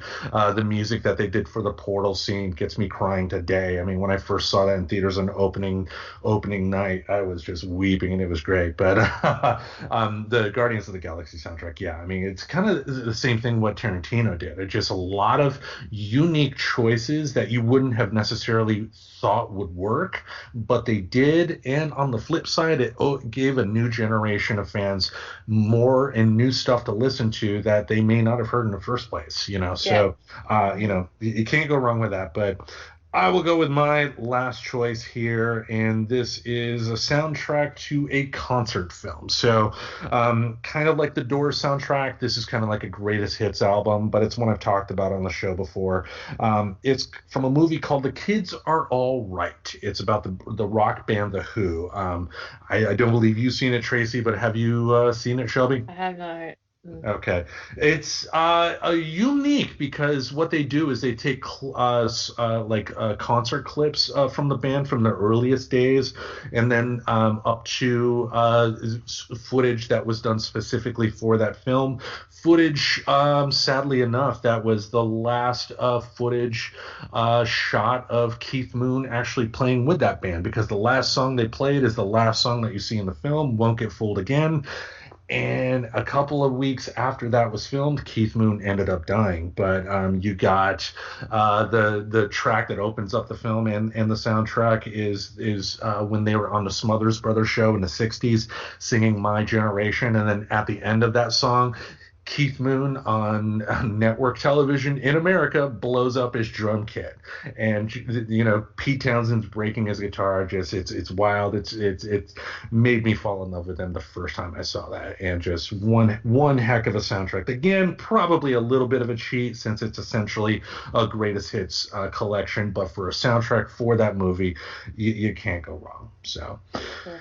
That is it for the Nerdy Five. Right. We are here for the main event now. Each week we review an album, and this week we are reviewing an album from BTS called Love Yourself, Answer.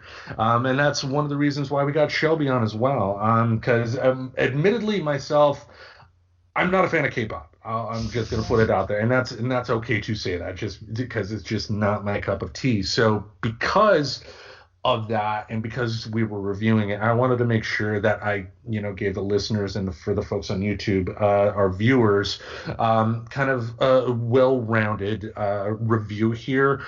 Because I have not heard them much, I want to make sure that the information you guys get is as complete as possible. But before we begin, what I always like to ask, so I'll ask of you two, is, before we begin kind of doing a deep dive, what is your overall general impression of this album? We will start with Shelby. Oh, so I'll tell you why I picked this album. I think that maybe will kind of give a good idea of things. So this is an album from 2018, so this is a couple years ago, and it's the album that they was kind of like the backbone of their Love Yourself World Tour that they did. And it's the concert and the album that really just launched them into stardom. So they were already launching into stardom in 2016, about 3 years after their debut. And then the whole Love Yourself trilogy is really just where their popularity exploded. And the reason why I chose this song was because it is the second album where they all have, so there's 7 members, where each one of the members has a solo song on the album. So it's a really good combination of the entire group all singing together, and then solo songs, and then what are called unit songs, where it'll be 3 members, all the rappers or all the vocalists, or a combination of those two. So I felt like this album is really colorful when I think of it. So I feel like it has all these different genres that BTS plays in. It also, to me, is kind of like every single song on that album is excellent. Like whenever I listen to that album, there's none that I ever skip on it. So I feel like it's a really just solid representation of like what they're capable of, and like how, yeah, like and all that other stuff that kind of goes with it. So this album I think is really good, just like if you want to show someone like who is BTS, what is BTS, I felt like this was like kind of the best one to show you guys. So that's why I picked it. All right. What about you, Tracy? Overall, I enjoyed it. There's going to be a lot that I talk about because I know we've kind of picked our questions that we're going to go over with it. So I don't want to go too much into those things. But something that we had already brought up that you'll hear me say again, I really appreciated the variety. I like it when it feels like an album goes on a journey, but that they don't hit something like so far off that's like, why the fuck is there bagpipe music on here? Like they did variety without a what the fuck is this doing here? Oh, perfect. Okay. So yeah, and it's good when you can nail that and feel that it's different stuff. There were some things that, not my favorite, and I like, and I've mentioned this before with other people that do it. I'm not a big fan of voice effect.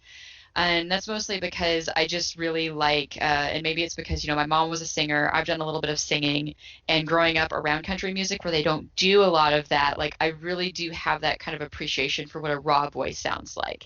And I know these people have good voices. So to me, it's just a personal thing where I feel like, man, it's a shame. I'd love to hear what their voice actually sounded like. But that's not always bad because there's some times where they've applied it and I liked it. So there's that too. Cool. Tim, what about you? Well, the moment of truth. I'll put it this way. It wasn't my cup of tea, and it's always tough, whether it's writing a review for a website or reviewing an album here to be able to. It's always tough for me to be able to say that because people online are so negative. It's like they think that because they don't like something, it must be bad, and that's not the case here. They are very talented at what they do, and one reason I'm bringing Shelby along is I wanted to be able to get some proper context because I don't know their history. I don't know like their music videos, for instance. I don't know the culture around it. So I'm sure there's probably a lot of what I heard on the album that I just didn't get. That with some context might make me say, okay, I get it now. Now I can enjoy it. But for my music, I mean, come on, you're talking to a guy that unironically loves Judas Priest. This is just not going to be my cup of tea. So, but it is what it is. So, but we wanted to go through with some questions here. I'm sorry. No, it's okay. No, I think I'm going to do you a favor, Tim. I'm going to make you a list of alternate things to say, then it's not my cup of tea. I'm going to give you like a variety for you to pick from, and then we can do a wheel. It's okay because it happens every time I suggest an album too. Like, go listen to the Nerdcore ones. It's the same thing. Well, I forgot to get in contact with Lex, but that's a different story for a different day. But anyway, let's start off with the first question here. What is the most positive part of the album? Who are we directing this question to? Let's do it to you. To me? You volunteer. Yeah, go for it. You spoke first, you win. So I think, what is the most positive part of this album? So there's a couple of songs on here that I like, that when you look at the lyrics are really, really moving and really impactful. And that's not, when you're listening to the album, you're not, unless you know Korean, you're not going to really know what they're saying.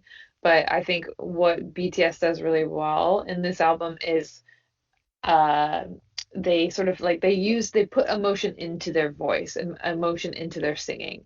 And so they're trying to put as much of this color into the sound to tell you this message to your heart, basically, without you having to actually know what they're saying. So there's a lot of songs that I would feel something from, like they would just make me feel something. It would make me feel like nostalgia or longing, or feel really uplifted. So the different emotions that I felt while listening to this, even before knowing what they were saying, is something that I really liked. And I like that there are songs on there that It's like, oh, if I'm feeling really lovey-dovey or something, I'll listen to Serendipity. Or if I'm feeling like I'm walking out in the woods looking up at the sky and the clouds are playing, I'm going to listen to Euphoria.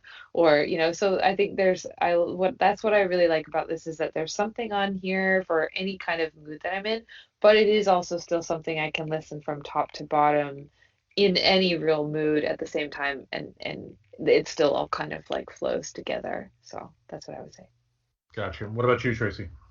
I just put personally something that I do enjoy, like when I do listen to some K-pop, is it kind of tickles that nostalgia bone. Like it goes back to the boy bands that I liked as a kid, because there are definitely some elements of that in some of these songs. There is a lot of Yeah. variety, but there's some of that you feel too, like some of that old schooler pop.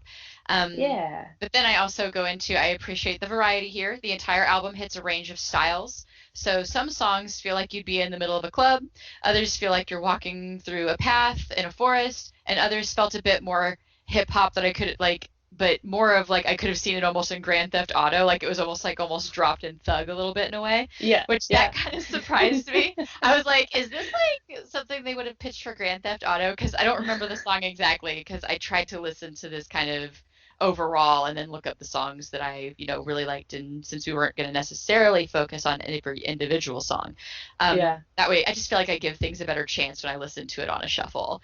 But yeah, I really appreciated the mix in here, and I didn't really there really weren't songs that I would have skipped past necessarily. Mhm. How Gotcha. about you, Tim? Yeah, what about you, Me, Jim? yeah, me. I actually like some of the more mellower parts of the album, and also the parts to where they used actual instruments. Sometimes I don't have issues with electronics, whether it be like a synthesizer or like vocal effects. Mhm. Because when it comes to vocals are very much an instrument. So Yeah. why not use whatever tools that are available to be able to get whatever emotions you want out? But I felt for me the parts of the album that I was really drawn to were, parts like songs like Serendipity and DNA, which had nice guitar work in there. Mhm. Songs like Trivia, Love, the horns that they had near the end really stood out as being good. The song Yeah. Her, yeah, the song Her, the piano opening, I really dug that. And just yeah, just when I guess that's more my cup of tea. Music that is the non-electronic cup. Sorry, Tracy. It could be it could be a drinking game now. Yeah. The If only music I drank. I really yeah, we'll be dead by the If time only we're I drank. there you go. A few more episodes of this, who knows? But what draws me more is music with instrumentation, Uh-huh. and when they were able to sprinkle in real instruments or whatnot, it got more emotional for me, and it really stood out for me more. So Yeah. That music is, yeah, more to your taste. So yeah, I think there's a on the newer albums that they've put out, you'll hear a lot more instruments too, which is something that's cool about BTS, is their sound has completely evolved over time. So that sort of like, thing that you heard that sounded like it was from Grand Theft Auto, it was probably the song Tear, which is just the rappers like going really hard, really heavy with their rap. Yes. And BTS, when they debuted originally, they were actually a hip hop pop group. So they were like wearing chains, and they were like, that was their whole thing. I laugh, I cringe when I look at like early BTS stuff and like All Army, we say like, yes, those were the dark days, but we liked that, and that's where they came from. But their sound has evolved, but that's kind of like, that's where they sort of came from. And so they're always sort of like changing and trying new things. So the newer album that they just came out with like a week and a half ago, 2 weeks ago, B, there are just straight up like acoustic guitar and vocal songs. Like it's just that. So I think they're, playing a little bit more into Western people's tastes with some of their songs, because Western people really do really like, the instruments and the traditional stuff, and they want to get more maybe into the American market. So maybe they're doing a little bit more of that kind of stuff lately. Is something that a lot of people have been discussing. They're like, we're noticing a little bit of a change in their music to have more real instruments in them. Which, is fine for us, but also for some army, they're like, oh, this isn't, usually as much of what they used to do, but they're doing a lot more of it now. And I bet it's for people like you, Tim. Just for me. Are they going to make the next? Yeah. It's the Tomb album. Yeah. Yes. All right. Let's go on to our next question here. What would you say is the most negative part of the album? Let's start with you, Tracy. Yeah. Oh, make me go first. Okay. Yeah. So for me, it's just I always have mixed feelings about songs if I don't understand what they're saying. But that's gonna duh. It's not all in English, and it makes singing along kind of impossible. And I've never felt comfortable saying or singing things that I don't know what they mean. Because granted, these guys are popular enough. I don't think they're being like "fuck the world." Like yeah. I don't think I'm gonna be saying the equivalent of that in Korean without knowing it. But I still that's just a personal thing of mine. Is I try not to sing words, repeat, parrot things if I don't honestly know what they mean. But then again, like, how much are you going to know, like, the first time you listen through? I said, other than that, I'm almost never a fan of effects on vocals. I talked about this a little bit earlier. I'd rather hear someone actually, what they actually sound like when they're singing than an overprocessed version of somebody who probably has a lovely voice. But that being said, they did not overuse that. It's just, so I guess I'm basically saying I had to kind of pull a little bit to find like negatives here, because I did kind of really overall enjoy it. So if my two negatives are just barely me pulling like nitpicky stuff, like I'll give them to you. But overall, it was a great album. Well, and by negative too, I mean, for the most part, I mean, none of the music we've listened to on this show has had like actual mistakes. When we say negative, it's just more personal preference at the end of the day. Just because just because we've used something as a negative does not necessarily make it bad. So that's for all the BTS fans that are probably angry at me right now. So he's like, you suck, Cam. Yes. You don't want to anger Army. That's the name of the fan group. We're called Army, and so they'll come for your throat, man.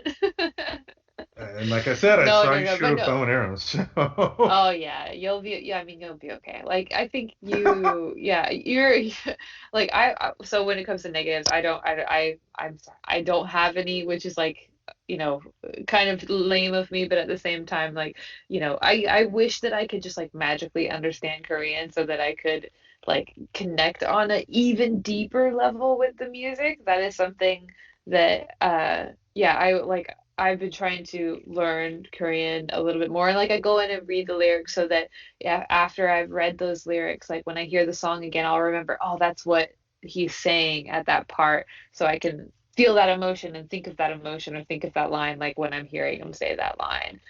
So I think there is more work that you kind of have to do to to be fully invested in this and to like feel a connection, a deeper connection, because it's not in your native language. But I do appreciate that they put in little like hooks in English and like things that you can connect with and still feel a connection to that song through having some English. You generally will know like what the song is about, like, because the English snippets do help you, like it gives you a mood to it.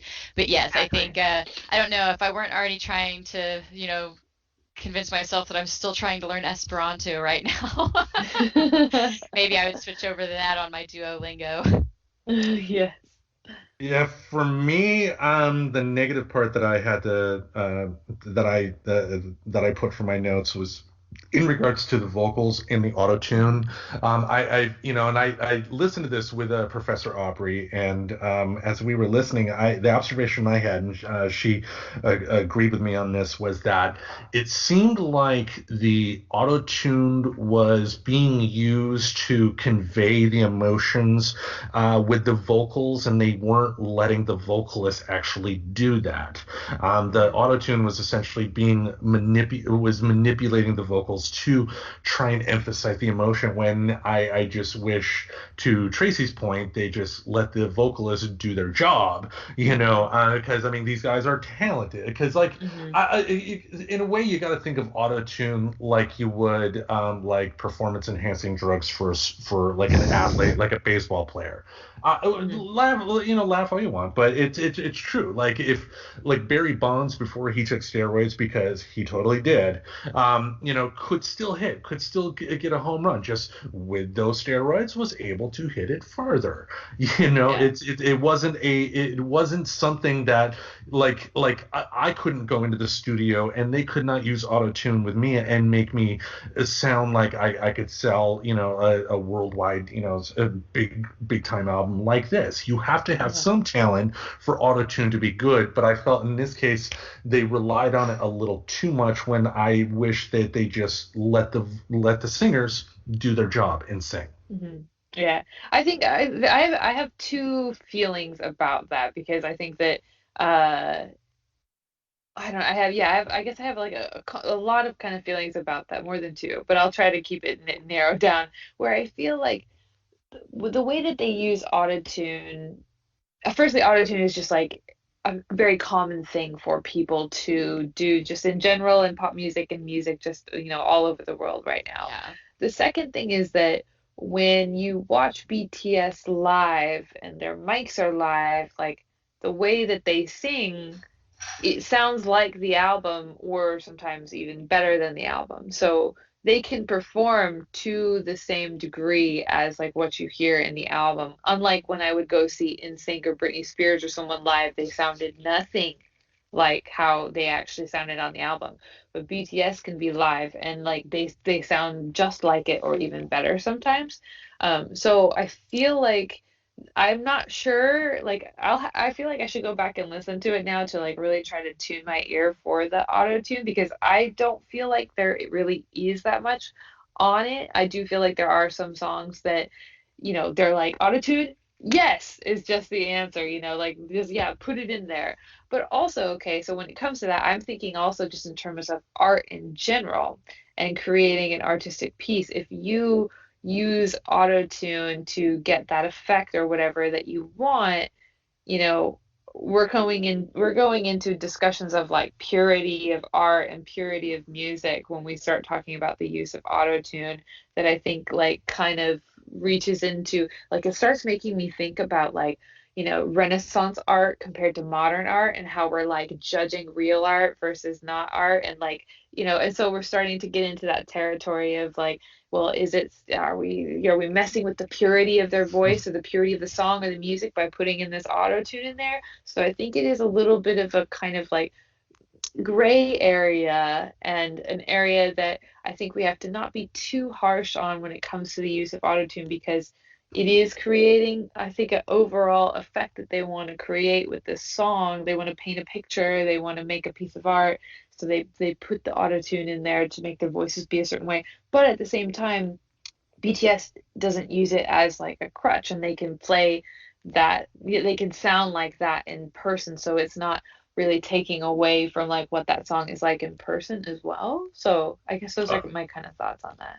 Well, oh, you were I was first. gonna say, we actually don't know how or in what context they're using it, and kind of to throw to a lot of their music, and a lot of reason they have some English words, and a lot of reason they have some English in the background of their music video, is they do often call to American culture in their music. Like that's something that has been talked about in some of these like live reviews or reaction videos that we talked about earlier.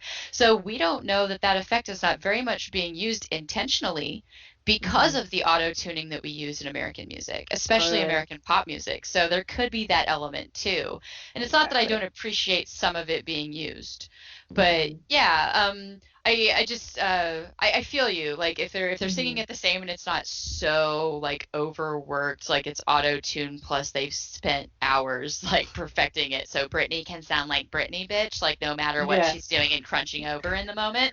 But like it's good that they're not doing that because it doesn't quite sound that process to me. Like I didn't even really pick up any of it as an auto tune.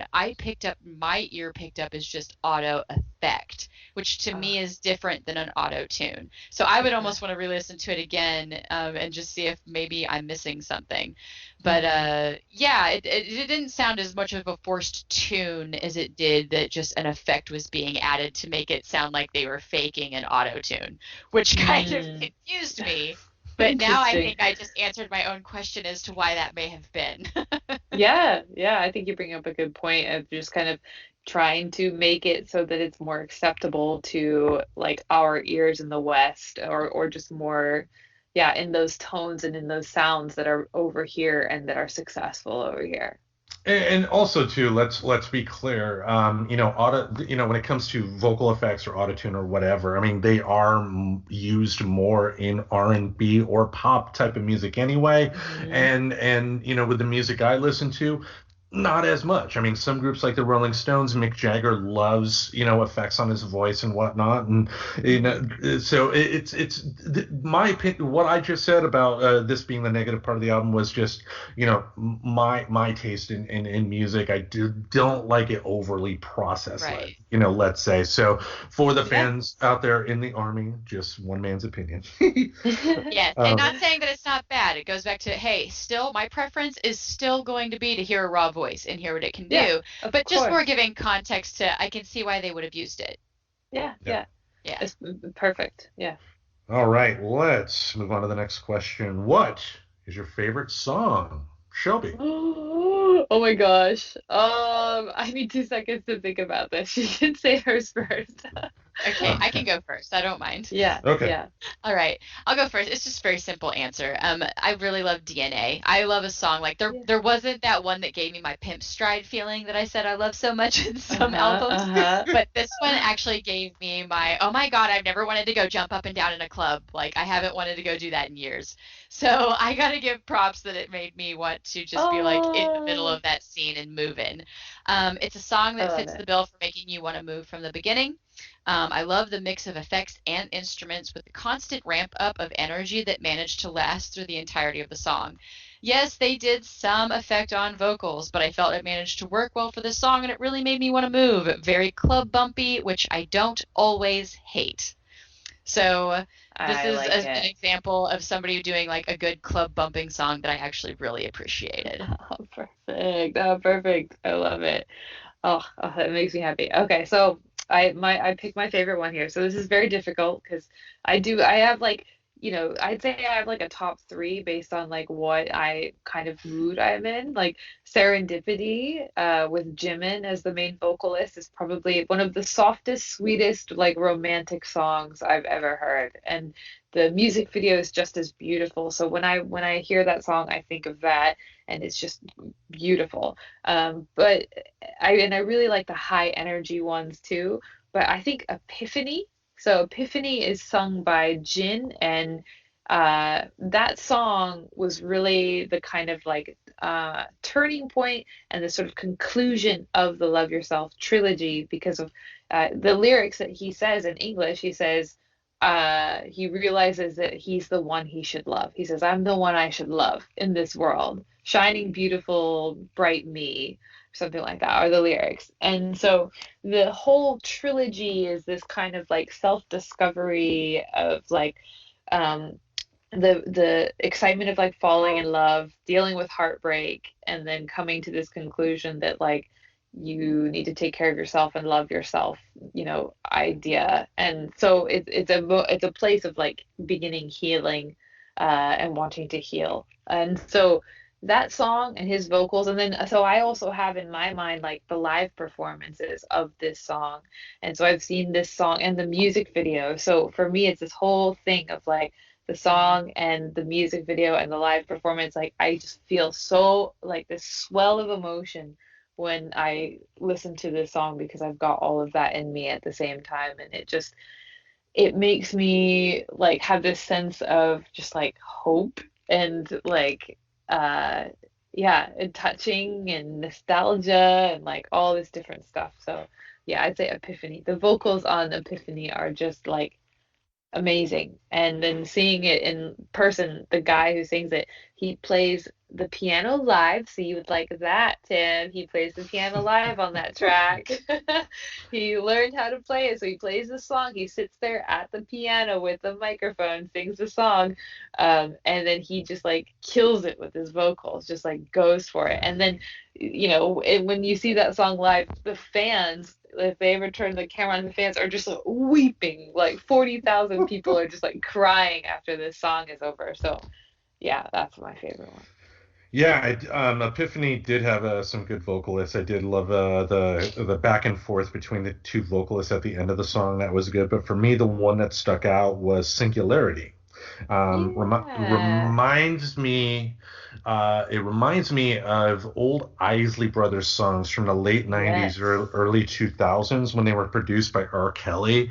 And Yes. R. Kelly's not the greatest person in the world, I know that, but he definitely has a unique sound. As Mhm. far as the lyrics go, the song could be about world peace, but just the overall sonically, hearing it, not understanding the lyrics, but the lyrics with the music as it stands, it just sounds like a good old fashioned getting in the mood R&B song, and damn it, it worked.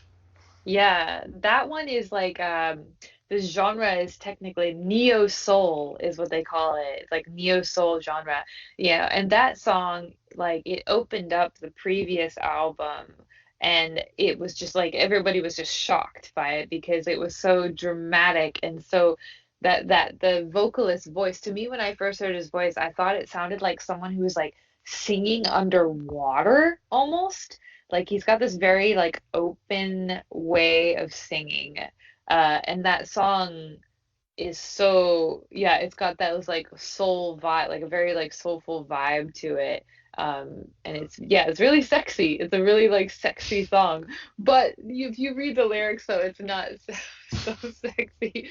But it is like yeah, that song that's a good one. I like that you like that one because that's actually kind of a reason why I chose this album because it had something like that on there that is just so different than all these other ones and really good like that.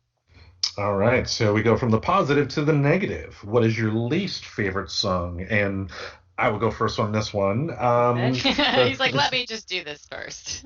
let's get the negativity out of the way. The song I chose was Trivia Love. Just you know, ev- Ah, all of the critiques that I had with the album, that we've had so far, just every critique I had was crystallized in this song. There just okay. everything about this song did not work for me. Okay.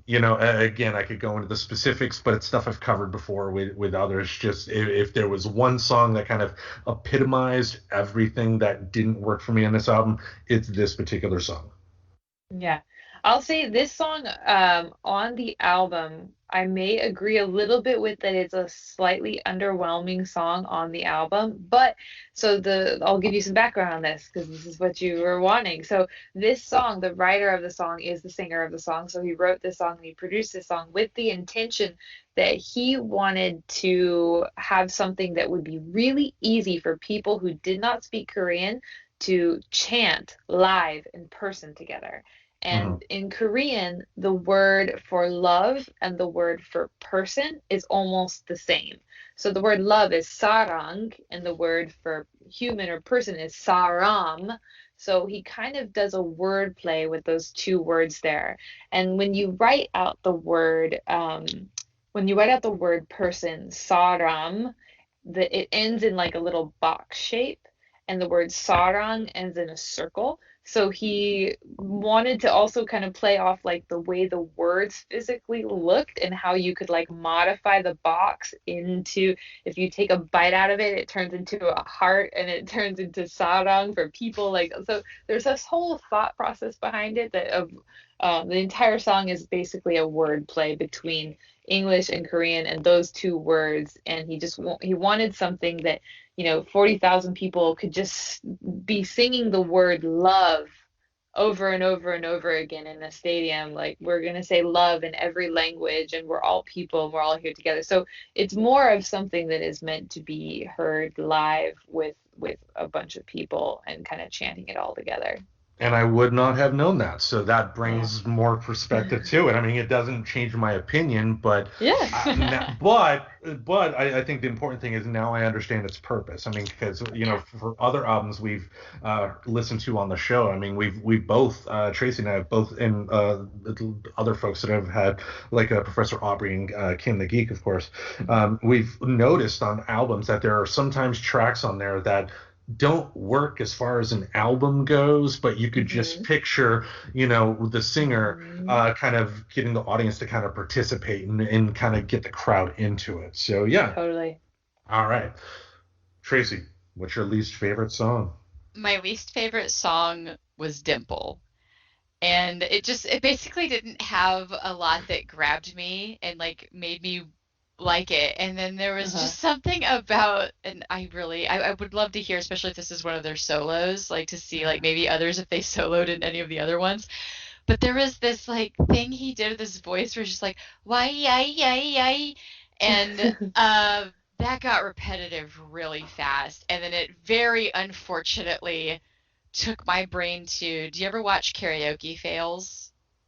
No. I am going to share this treat with both of you on the Okay. Friends Talking Nerdy when we end this, so none of our listeners will have context since this won't come out until later. But unfortunately, it just reminded me too much of how this one karaoke fail guy, he's doing Touch My Body, but it's very famously known as Touch My Body.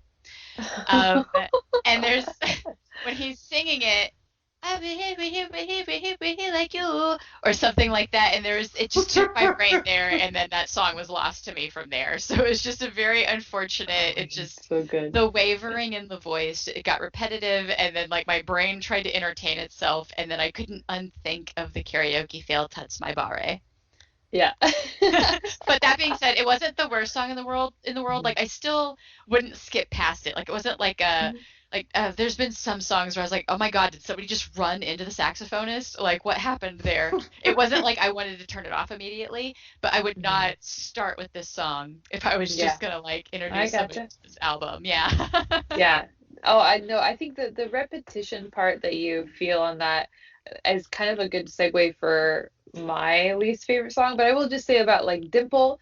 Dimple is also, it's a fan favorite because of when it's another one that is really strong performed live, because the choreography is very cute and it's kind of meant to be talking about how cute your dimples are, and it should be illegal for you to be so cute. And so it's kind of a song for like the fans, for the girls, for the army. And so army love it because they're like thinking it's about them.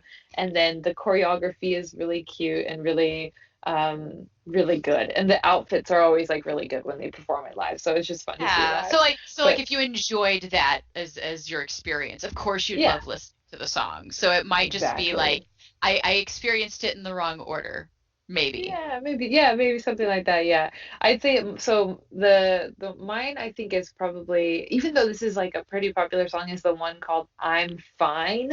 That I'm Fine is I think that's a song I do sort of skip sometimes because of the repetition of that. I'm just doing just fine, fine, fine, da da da da da, fine, fine, fine, like that. I get a little annoyed by it over time, and I know like other army will be like, "How dare you?" even to me, because that song is one that they perform a lot and like fans really like, and it's pretty, like the lyrics are really touching too, but the song itself, I'm just like, it's kind of repetitive, so I think I could leave that one of all of them. Yeah. All right, last question. Would you recommend this album? Let's go with Shelby. I wonder what the answer is going to be. I was going to say, of course, you recommended it for the show. Yeah, exactly. Of course, yeah, I would recommend this. So this album, I had you guys only review like the first 16, because this album's technically a repackage is what it's called. So like if you look at the song like on any Apple Music or wherever, there are 26 songs total for over almost an hour and 45 minutes worth of music. So it's a culmination of all the last three, or the other, yeah, it's a trilogy, part of a trilogy. So there's even more songs on here that are really, really good. So when I'm like, oh, I just want to hear solid BTS music for not, instead of just like shuffling all BTS or shuffling all K-pop or whatever, and I just want to hear like really solid music, I'll just put this one album on. And then I know I'm good for like an hour and 45 minutes if I really want it to be uh, going on for that long. So yeah, I would definitely recommend this to people. When I was asking other ARMY what I should recommend, I was like, oh, what do you guys think would be really good? This one was the one, but then the previous album before this, Love Yourself Tear, has really been lauded for having like a perfect balance. It's only 8 tracks long as well, but it has a few of the songs that are on this on it, and it's a little bit more easily digestible if you're not into an hour and 45 minutes worth of music and you just want something a little smaller. I would say like Love Yourself Tear, the previous album to this, would be really good as well. All right, I will go next. Would I recommend this album? If you are a fan of the types of music that I listen to, it's probably not going to be something you would enjoy. So would I recommend it? Probably not. Now, having said that, that does not mean they're not talented, of course. And their accomplishments speak for themselves. But just yeah, just it's not my thing. And if you happen to like loud, fast rock and roll music, yeah, you're probably going to agree with me on that. But Tracy, what did you think? Would you recommend it? Overall, yes.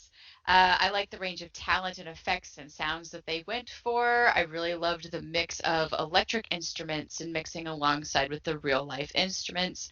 And my last note is I see why BTS has made it over to be known, like a well-known K-pop band here in the States. Because even when I did like listen to, Shiny and was watching K-dramas and things like that, I really didn't come across a lot of news about K-pop. So it's like to me this is the first one that I've heard of like just out there in the wild without back in those days when I was like being exposed to Mhm. it by somebody who actually knew it. So to me it says something that they've made it that big.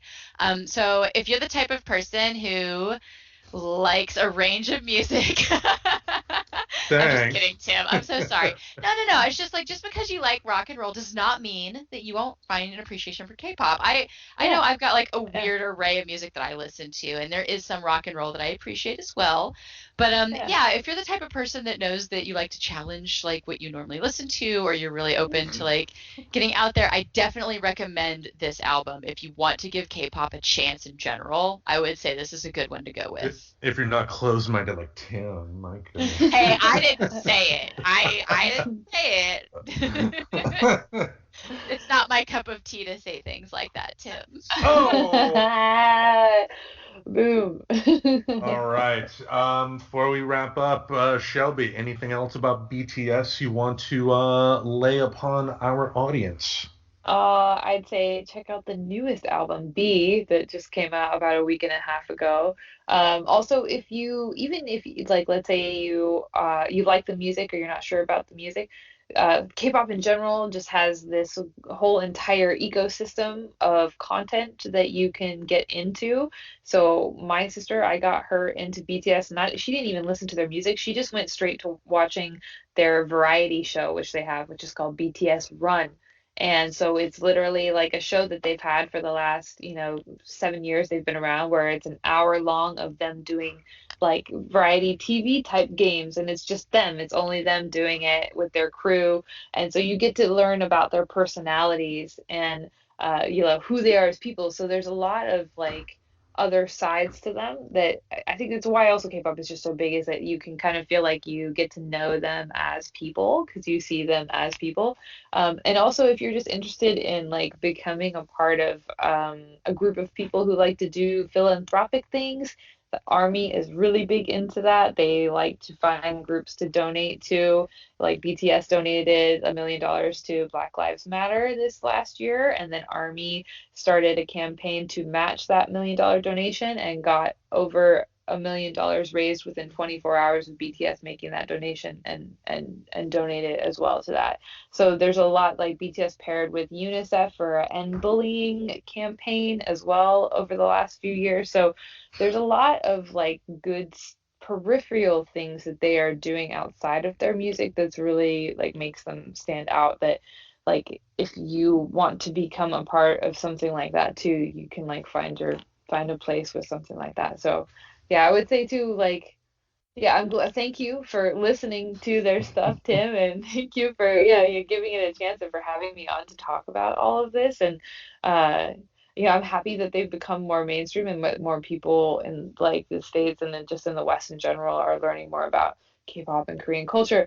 They're doing a lot, I think, for the music industry, and they're also doing a lot for just like I could go into an entire discussion about how they're changing the face of just masculinity and presenting as a man just in general in Asia and in the Western world. That's a whole other thing and a whole other reason why I really love them so much. A lot of the members are like very like adamant about like, yes, we wear women's clothes and makeup and we're still men. And so that's just a whole other part of it too that I really appreciate, that I think is making them, why they should be very relevant to everybody right now, or we should at least just all kind of know what is going on with them, because they're making some changes out there in the world that are pretty big.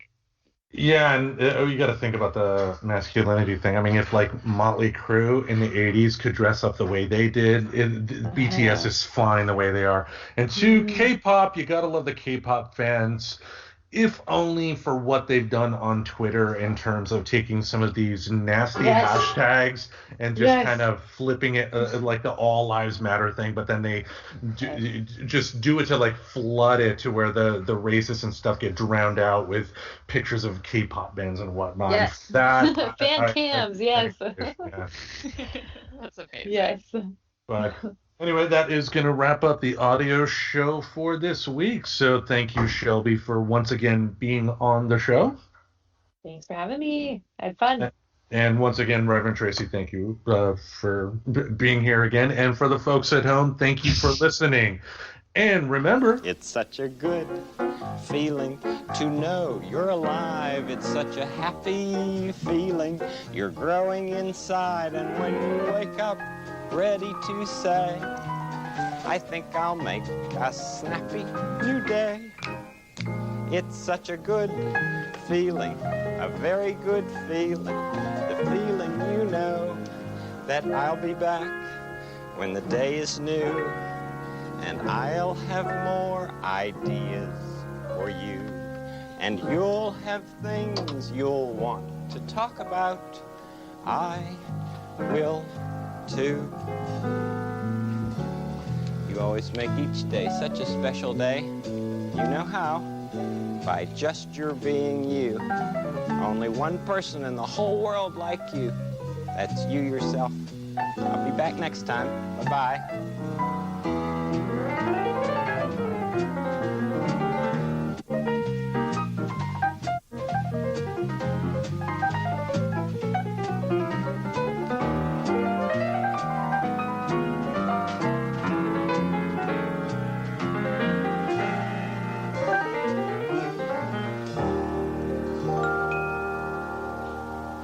Subscribe to Friends Talking Nerdy on iTunes, the Google Play Music Store, as well as Spotify. Remember to support Friends Talking Nerdy on Patreon.